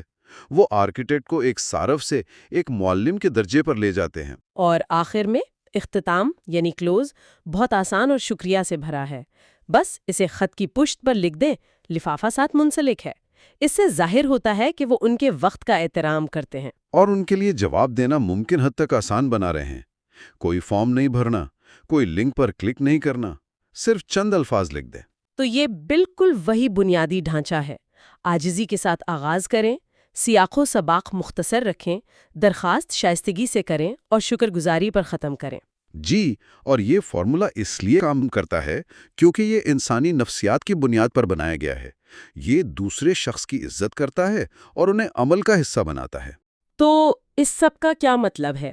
بڑا سبق یہ ہے کہ جب آپ کو کسی سے کچھ چاہیے ہو تو سب سے مؤثر طریقہ مطالبہ کرنا یا صرف اپنی ضروریات بیان کرنا نہیں ہے، نہیں، بلکہ ان کی مدد طلب کر کے اور ان کی رائے کو اہمیت دے کر انہیں اس عمل میں شراکت دار بنانا ہے۔ یہ ان کے انا کو تسلیم کرتا ہے اور انہیں آپ کی مدد کرنے پر آمادہ کرتا ہے۔ بالکل، کیونکہ اب وہ آپ کی مدد نہیں کر رہے بلکہ اپنے علم اور تجربے کا مظاہرہ کر رہے ہیں۔ صحیح۔ اور میں یہاں ایک سوچنے پر مجبور کرنے والا خیال پیش کرنا چاہوں گا۔ ان مثالوں سے ظاہر ہوتا ہے کہ یہ اصول معلومات حاصل کرنے یا فروخت کرنے میں کام کرتا ہے۔ لیکن کیا ہوگا اگر اس اصول کو زیادہ وسیع پیمانے پر لاگو کیا جائے؟ جیسے کہ خاندانی جھگڑوں میں، کمیونٹی کے منصوبوں میں، یا یہاں تک کہ معافی مانگنے میں؟ یہ ایک بہت گہرا نقطہ ہے۔ اپنی پوزیشن پر اصرار کرنے کے بجائے اگر ہم کہیں مجھے اس مسئلے کو سمجھنے میں آپ کی مدد چاہیے، یا میں سمجھنا چاہتا ہوں کہ آپ ایسا کیوں محسوس کر رہے ہیں، کیا آپ میری مدد کر سکتے ہیں؟ تو یہ ہماری مشکل ترین گفتگو کے انداز کو کیسے بدل سکتا ہے؟ یہ سوال واقعی غور طلب ہے۔ یہ اصول صرف کاروباری خط و کتابت کے لیے نہیں بلکہ انسانی تعلقات کے ہر پہلو کے لیے ہے۔ جہاں بھی انا اور جذبات شامل ہوں وہاں یہ طریقہ کارگر ثابت ہو سکتا ہے۔ اپنی بات منوانے کے بجائے دوسرے کو اپنی بات سمجھانے کا موقع دینا، شاید وہیں سے حل نکلتا ہے۔ شاید۔ یہ ایک طاقتور خیال ہے جس پر غور کیا جا سکتا ہے۔ تو سامعین کے لیے آج کا چیلنج یہ ہے، جیسا کہ کتاب میں بھی تجویز کیا گیا ہے، آج ایک ای میل یا میسج بھیجیں جہاں آپ کو کچھ چاہیے، لیکن اسے مطالبے کے بجائے ایک درخواست کے طور پر لکھیں۔ کسی سے ان کی ماہرانہ رائے مانگیں، کسی سے مدد طلب کریں، یا صرف کسی کے کام کی تعریف کریں اور دیکھیں کہ کیا نتیجہ نکلتا ہے۔ اور ہماری اگلی گفتگو میں ہم پیشہ ورانہ دنیا سے گھر کی طرف بڑھیں گے۔ ہم کتاب کے حصہ 6 کا جائزہ لیں گے، اپنی گھریلو زندگی کو مزید خوشگوار بنانے کے 7 اصول۔ اچھا، تو اس میں ہم دیکھیں گے کہ کارنیگی کے یہ اصول شادی اور گھر کے تعلقات پر کیسے لاگو ہوتے ہیں۔ جی بالکل۔ تو لیجئے ہم ڈیل کارنیگی کی کتاب پر اپنی اس گفتگو کے بالکل آخری مرحلے میں داخل ہو رہے ہیں۔ جی بالکل آخری حصہ۔ پچھلی نشستوں میں ہم نے دوست بنانے پر بات کی، لوگوں کو اپنی سوچ سے اتفاق کروانے پر، اور ایک اچھا لیڈر بننے کے اصولوں پر بھی۔ جی ہاں۔ لیکن آج ہم ان تمام اصولوں کو وہاں لے کر چلیں گے جہاں ان کی سب سے زیادہ ضرورت ہوتی ہے، اور شاید سب سے کڑا امتحان بھی۔ یعنی ہمارے اپنے گھر میں۔ بالکل، ہمارے اپنے گھر میں۔ اور یہ سچ ہے کہ باہر کی دنیا میں کامیاب ہونا شاید پھر بھی آسان ہو، لیکن اپنے گھر کو ایک پرسکون اور محبت بھری جگہ بنانا، یہ ایک بالکل ہی الگ چیلنج ہے۔ صحیح۔ اور کارنیگی اپنی کتاب کا آخری حصہ اسی کے لیے وقف کرتے ہیں۔ وہ ازدواجی زندگی کو خوشگوار بنانے کے لیے 7 بہت ہی عملی اصول بتاتے ہیں۔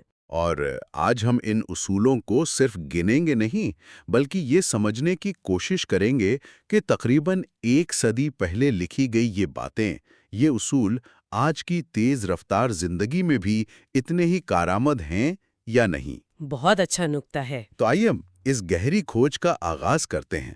کارنیگی شروعات کہاں سے کرتے ہیں؟ مطلب کیا وہ کوئی مثبت کام کرنے کا مشورہ دیتے ہیں؟ نہیں، دلچسپ بات یہی ہے کہ وہ شروعات مثبت کاموں سے نہیں کرتے، وہ ان چیزوں سے کرتے ہیں جن سے ان کے مطابق ہر قیمت پر بچنا چاہیے۔ اچھا۔ اور ان کا پہلا اصول اس عادت سے متعلق ہے جسے انگریزی میں نیگنگ کہتے ہیں، یعنی ہر وقت کی نکتہ چینی اور شکایتیں۔ کارنیگی اسے کہتے ہیں کہ یہ شادی کی قبر کھودنے کا سب سے تیز ترین طریقہ ہے۔ ارے واہ، شادی کی قبر، یہ تو بہت سخت الفاظ ہیں۔ لیکن وہ اس پر بہت زور دیتے ہیں۔ آخر یہ اتنی تباہ کن کیوں ہے؟ مطلب بظاہر تو یہ چھوٹی چھوٹی باتیں لگتی ہیں۔ لگتی چھوٹی ہیں، لیکن یہ زہر کی طرح ہوتی ہیں جو آہستہ آہستہ محبت کو بالکل ختم کر دیتی ہیں۔ نفسیاتی طور پر دیکھیں تو مسلسل نکتہ چینی رشتے میں ایک والدین اور بچے والا ڈائنامک پیدا کر دیتی ہے، جہاں ایک پارٹنر دوسرے کو ہر وقت سدھارنے کی کوشش کر رہا ہوتا ہے۔ یہ برابری کے رشتے کو ختم کر دیتا ہے، اور اسی کے ساتھ محبت اور احترام بھی۔ صحیح۔ کتاب میں فرانس کی ملکہ یوجنی کی مثال ہے، جو اپنے وقت کی خوبصورت ترین خواتین میں سے تھیں، لیکن ان کی مسلسل نکتہ چینی اور حسد نے نپولین کو ان سے اتنا دور کر دیا کہ وہ ان سے ملنے سے بھی کترانے لگے تھے۔ بالکل۔ اور یہی حال ٹالسٹائے اور ابراہم لنکن کی ازدواجی زندگی کا بھی تھا، جہاں مسلسل شکایتوں نے گھر کے سکون کو ایک طرح سے جہنم بنا دیا تھا۔ تو پہلا قدم تو یہ ہوا کہ زہر کو پھیلنے سے روکنا ہے، یعنی شکایتوں کا خاتمہ۔ لیکن یہاں ایک سوال پیدا ہوتا ہے۔ جی؟ اگر مسئلہ یہ ہو کہ آپ اپنے ساتھی کی کسی عادت کو واقعی بدلنا چاہتے ہیں، کوئی ایسی عادت جو آپ کے خیال میں ان کے لیے یا رشتے کے لیے نقصان دہ ہے، اس بارے میں کارنیگی کا کیا مشورہ ہے؟ یہیں پر ان کا دوسرا اصول آتا ہے، اور وہ ہے اپنے ساتھی کو بدلنے کی کوشش نہ کریں۔ لو اینڈ لیٹ لیو۔ بالکل، لو اینڈ لیٹ لیو۔ کارنیگی کا نقطہ یہ نہیں ہے کہ آپ بری عادتوں کو نظر انداز کریں، بلکہ یہ ہے کہ آپ کی بنیادی سوچ تبدیلی کی نہیں، قبولیت کی ہونی چاہیے۔ اچھا۔ کتاب میں برٹش پرائم منسٹر بینجامن ڈزرائیلی اور ان کی اہلیہ میری این کی شاندار مثال ہے۔ میری این ان سے عمر میں بڑی تھیں، اور ان کی گفتگو میں اکثر سماجی اور تاریخی غلطیاں ہوتی تھیں۔ لیکن ڈزرائیلی نے کبھی بھی نہ عوامی سطح پر نہ ذاتی طور پر انہیں شرمندہ کیا یا بدلنے کی کوشش کی۔ یہ بات سننے میں تو بہت اچھی لگتی ہے کہ دوسروں کو ویسا ہی قبول کریں جیسے وہ ہیں، لیکن عملی زندگی میں یہ بہت مشکل ہے۔ بہت مشکل ہے۔ تو کارنیگی اس پر کوئی روشنی ڈالتے ہیں کہ یہ قبولیت پیدا کیسے کی جائے، خاص طور پر جب آپ کو اپنے ساتھی کی کوئی بات واقعی غلط لگ رہی ہو؟ بہت اچھا سوال ہے۔ کارنیگی کا زور اس بات پر ہے کہ آپ اپنی توانائی انہیں بدلنے پر خرچ کرنے کے بجائے ان کی خوبیوں کو سراہنے پر لگائیں۔ اچھا۔ جیسے ڈزرائیلی نے کیا، انہوں نے اپنی بیوی کی کمزوریوں پر توجہ نہیں دی بلکہ ان کی شخصیت کے دوسرے پہلوؤں سے محبت کی۔ وہ کہتے تھے کہ میری این نے اپنی زندگی میں کتابی غلطیاں تو کیں لیکن کبھی کوئی اخلاقی غلطی نہیں کی۔ واہ! تو یہ ایک انتخاب ہے، آپ تنقید کا راستہ چنتے ہیں یا تعریف کا۔ 30 سالہ شادی کے بعد ڈزرائیلی نے کہا، میں ان سے کبھی بور نہیں ہوا۔ قبولیت کا نتیجہ یہ نکلتا ہے۔ تو نکتہ چینی نہ کریں، بدلنے کی کوشش نہ کریں، اور تیسرا اصول بھی اسی منفی رویے سے جوڑا لگتا ہے جو کہ ہے تنقید۔ جی، لیکن نکتہ چینی اور تنقید میں کیا فرق ہے؟ یہ ایک جیسی چیزیں نہیں ہیں۔ تھوڑا سا فرق ہے۔ نکتہ چینی ایک مسلسل عمل ہے، چھوٹی چھوٹی باتوں پر ٹوکنا، جبکہ تنقید کسی ایک واقعے یا رویے پر سخت رائے دینا ہے۔ ٹھیک ہے۔ اور کارنیگی کا تیسرا اصول ہے تنقید نہ کریں، یعنی ڈونٹ کرٹیسائز، خاص طور پر چھوٹی چھوٹی باتوں پر۔ اس نقطے کو سمجھانے کے لیے کتاب میں ڈبلیو لیونگسٹن لارڈ کا ایک بہت ہی جذباتی مضمون فادر فورگیٹس شامل کیا گیا ہے۔ ہاں، میں نے اس کا ذکر پڑھا ہے۔ یہ تو واقعی دل پر اثر کرتا ہے۔ بالکل۔ اس میں ایک باپ رات کو اپنے سوئے ہوئے بیٹے کے کمرے میں جاتا ہے اور دن بھر اس پر کی گئی اپنی سخت تنقید پر افسوس کرتا ہے۔ وہ سوچتا ہے کہ اس نے اپنے بیٹے پر اسکول جاتے وقت، کھانا کھاتے وقت، کھیلتے وقت، مطلب ہر چھوٹی بات پر تنقید کی۔ وہ محسوس کرتا ہے کہ وہ اپنے بیٹے سے ایک بچہ ہونے کی بجائے ایک بالغ شخص جیسے رویے کی توقع کر رہا تھا۔ اور یہ کہانی ہمیں یاد دلاتی ہے کہ ہماری تنقید، چاہے ہماری نیت کتنی اچھی کیوں نہ ہو، جی، وہ ہمارے پیاروں، خاص طور پر بچوں کے اعتماد اور محبت کو بہت گہرا زخم دیتی ہے۔ تو ہم نے ان 3 چیزوں کو سمجھ لیا جن سے بچنا ہے: مسلسل نکتہ چینی، بدلنے کی ضد اور سخت تنقید۔ یہ وہ بنیاد ہے جسے محفوظ رکھنا ہے۔ بالکل۔ اب اس بنیاد پر تعمیر کیا کرنا ہے؟ مثبت کاموں کی طرف آتے ہیں۔ چوتھا اصول کیا ہے؟ چوتھا اصول ہے صدق دل سے تعریف کریں۔ Give honest appreciation. یہ ہر کسی کو خوش کرنے کا ایک فوری اور بہت طاقتور طریقہ ہے۔ ہم اکثر یہ بھول جاتے ہیں کہ ہمارے اپنے گھر والے بھی تعریف اور حوصلہ افزائی کے اتنے ہی محتاج ہوتے ہیں جتنے باہر کے لوگ۔ لیکن یہاں صدق دل سے یا ایماندارانہ تعریف کی شرط بہت اہم ہے۔ صرف تعریف اور خوشامد میں کیا فرق ہے؟ کارنیگی اس مشکل کو کیسے حل کرتے ہیں؟ کارنیگی واضح کرتے ہیں کہ خوشامد جھوٹی، خود غرضانہ اور بالکل کھوکھلی ہوتی ہے، جبکہ سچی تعریف دل سے نکلتی ہے، بے غرض ہوتی ہے اور ٹھوس خوبیوں پر مبنی ہوتی ہے۔ صحیح۔ کتاب میں ایک بہت دلچسپ کہانی ہے ایک کسان عورت کی جو 20 سال تک اپنے گھر والوں کے لیے روز کھانا پکاتی رہیں۔ ایک دن اس نے تنگ آ کر ان کے سامنے گھاس کا ایک ڈھیر رکھ دیا۔ گھاس کا ڈھیر؟ جی، جب سب نے حیرت سے پوچھا کہ یہ کیا ہے تو اس نے کہا، میں سوچ رہی تھی کہ تم لوگوں کو کوئی فرق ہی نہیں پڑتا کہ تم کیا کھاتے ہو، کیونکہ پچھلے 20 سالوں میں تم میں سے کسی نے ایک بار بھی یہ نہیں کہا کہ کھانا اچھا بنا ہے۔ یہ تو بہت ہی زبردست مثال ہے۔ یہ چھوٹی چھوٹی باتیں واقعی بہت معنی رکھتی ہیں۔ بہت زیادہ۔ اور شاید اسی سے 5واں اصول بھی جڑا ہوا ہے: چھوٹی چھوٹی باتوں پر توجہ دیں۔ جی ہاں، پے لٹل اٹینشنز۔ کتاب کے مطابق یہ چھوٹی چیزیں خاص طور پر خواتین کے لیے بہت زیادہ اہمیت رکھتی ہیں۔ جیسے کہ سالگرہ اور شادی کی تاریخ یاد رکھنا، بغیر کسی خاص وجہ کے ایک پھول لے آنا یا بس یوں ہی فون کر کے حال پوچھ لینا۔ یہ چھوٹی چھوٹی مہربانیاں یہ ظاہر کرتی ہیں کہ آپ کو ان کا خیال ہے اور ان کی خوشی آپ کے لیے اہم ہے۔ بالکل۔ کتاب میں براڈ وے کے مشہور اداکار جارج ایم کوہان کی مثال ہے، جو اپنی تمام تر مصروفیت کے باوجود اپنی والدہ کو دن میں 2 بار فون کرتے تھے۔ یہ چھوٹی سی توجہ تعلقات کی ڈوری کو بہت مضبوط کرتی ہے۔ اور چھٹا اصول بھی روزمرہ کے رویے کے بارے میں ہے، جو شاید سب سے بنیادی بات ہے۔ بالکل۔ چھٹا اصول ہے شائستہ رہیں، بی کرٹیس۔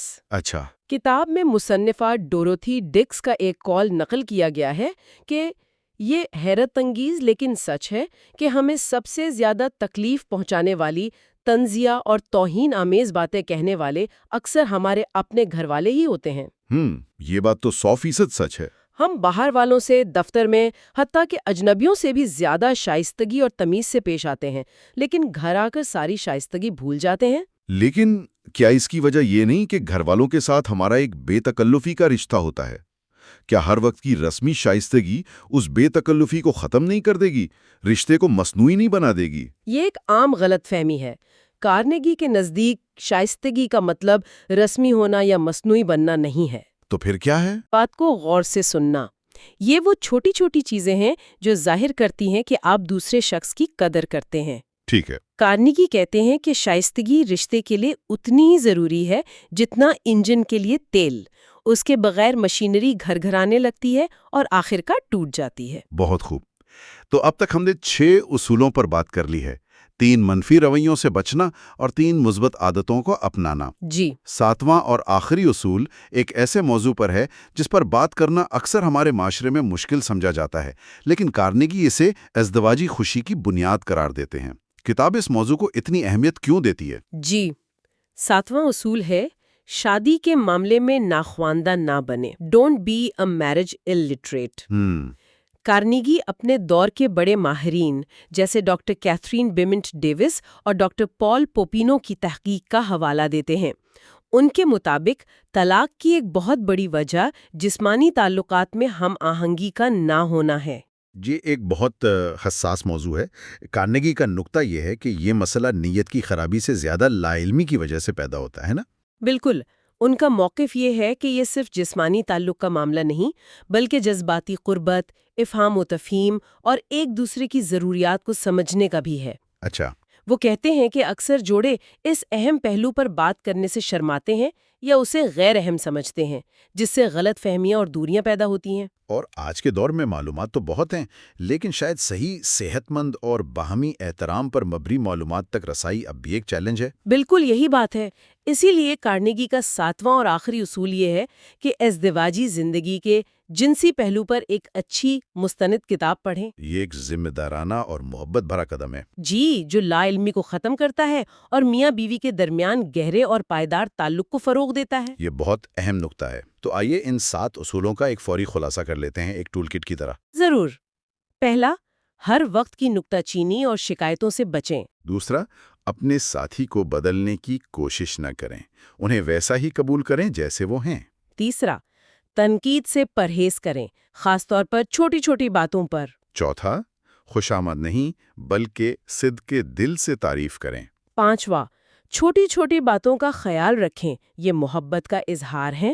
چھٹا، اپنے گھر والوں کے ساتھ بھی اتنے ہی شائستہ رہیں جتنے اجنبیوں کے ساتھ رہتے ہیں۔ اور ساتواں، ازدواجی زندگی کے جذباتی اور جسمانی پہلوؤں کو سمجھنے کے لیے علم حاصل کریں۔ صرف جاننا کافی نہیں ہوتا، عمل کرنا اصل چیز ہے۔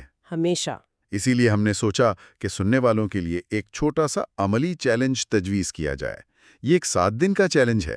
بہترین آئیڈیا ہے۔ خیال یہ ہے کہ ہر روز ان میں سے ایک اصول پر پوری توجہ سے عمل کیا جائے۔ ٹھیک ہے، تو پہلے دن کیا کیا جائے؟ پہلا دن، آج اپنے ساتھی کی کسی ایسی خوبی کی تعریف کریں جسے آپ اکثر نظر انداز کر دیتے ہیں۔ اچھا، اور دوسرا دن؟ دوسرا دن، بغیر کسی خاص موقع کے ایک چھوٹا سا تحفہ دیں، چاہے وہ صرف ایک پھول یا ان کی پسند کی چاکلیٹ ہی کیوں نہ ہو۔ بہت خوب۔ تیسرا دن، آج کا دن تنقید سے پاک دن کے طور پر گزاریں، کچھ بھی ہو جائے تنقید نہیں کرنی۔ یہ مشکل ہوگا۔ چوتھا دن، جب آپ کا ساتھی بات کر رہا ہو تو اپنا فون نیچے رکھیں اور پوری توجہ سے ان کی بات سنیں، بغیر ٹوکے۔ پانچواں دن، آج اضافی شائستگی کا مظاہرہ کریں، ہر چھوٹی مدد پر شکریہ اور ہر درخواست کے ساتھ مہربانی کا لفظ استعمال کریں۔ چھٹا دن، ان کی کسی ایسی کوشش کو سراہا جائے جو وہ روز کرتے ہیں لیکن جس پر کبھی دھیان نہیں دیا جاتا، جیسے گھر کا کوئی کام کرنا یا دفتر کی تھکاوٹ کے باوجود مسکرانا اور 7واں دن؟ 7واں دن، اس گفتگو سے سیکھی ہوئی کوئی ایک بات ان کے ساتھ شیئر کریں اور اس پر ہلکی پھلکی بات چیت کریں، اور سب سے اہم، اپنے تجربے اور احساسات کو نوٹ کریں۔ اس سیریز میں ہم نے انسانی تعلقات کے فن کو سمجھنے کا ایک پورا سفر طے کیا ہے۔ ہم نے لوگوں کا دل جیتنے، ان کی سوچ کو متاثر کرنے اور آخر میں اپنے گھر کو خوشیوں کا گہوارہ بنانے کے طریقے سیکھے۔ اور اب اگلا قدم علم کو عمل میں بدلنا ہے۔ یہ اصول کوئی جادو کی چھڑی نہیں ہے کہ ایک بار گھمائیں اور سب ٹھیک ہو گیا۔ نہیں، بالکل نہیں۔ انہیں مستقل مشق، صبر اور نیت کی ضرورت ہے۔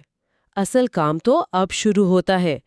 ان اصولوں کو اپنی روزمرہ کی زندگی کا حصہ بنائیں اور آپ اپنی دنیا کو اور اپنے آس پاس کے لوگوں کو بدلتا ہوا دیکھیں گے۔ اور اسی سوچ کے ساتھ ہم سننے والوں کو ایک آخری خیال دینا چاہیں گے۔ کارنیگی کی یہ ساری کتاب دوسروں کے بارے میں ہے، دوسروں کو کیسے سمجھیں، ان سے کیسے پیش آئیں۔ جی، لیکن شاید سب سے بڑا راز یہ ہے کہ جب آپ دوسروں کے ساتھ بہتر رویہ اپنانے کی کوشش کرتے ہیں تو سب سے زیادہ تبدیلی خود آپ کے اندر آتی ہے۔ بالکل صحیح کہا۔ آپ زیادہ صبر والے، زیادہ ہمدرد اور زیادہ محبت کرنے والے انسان بن جاتے ہیں۔ آج ہی اپنے گھر میں ان اصولوں میں سے کوئی ایک چھوٹا سا عمل کریں اور اس کا نتیجہ ہمیں کامنٹس میں ضرور بتائیں۔ مائنڈ ورڈز کے ساتھ اس سفر کا حصہ بننے کے لیے آپ کا بہت بہت شکریہ۔ بہت شکریہ۔ ہمیں امید ہے کہ یہ اصول آپ کی زندگی میں مثبت تبدیلی لائیں گے۔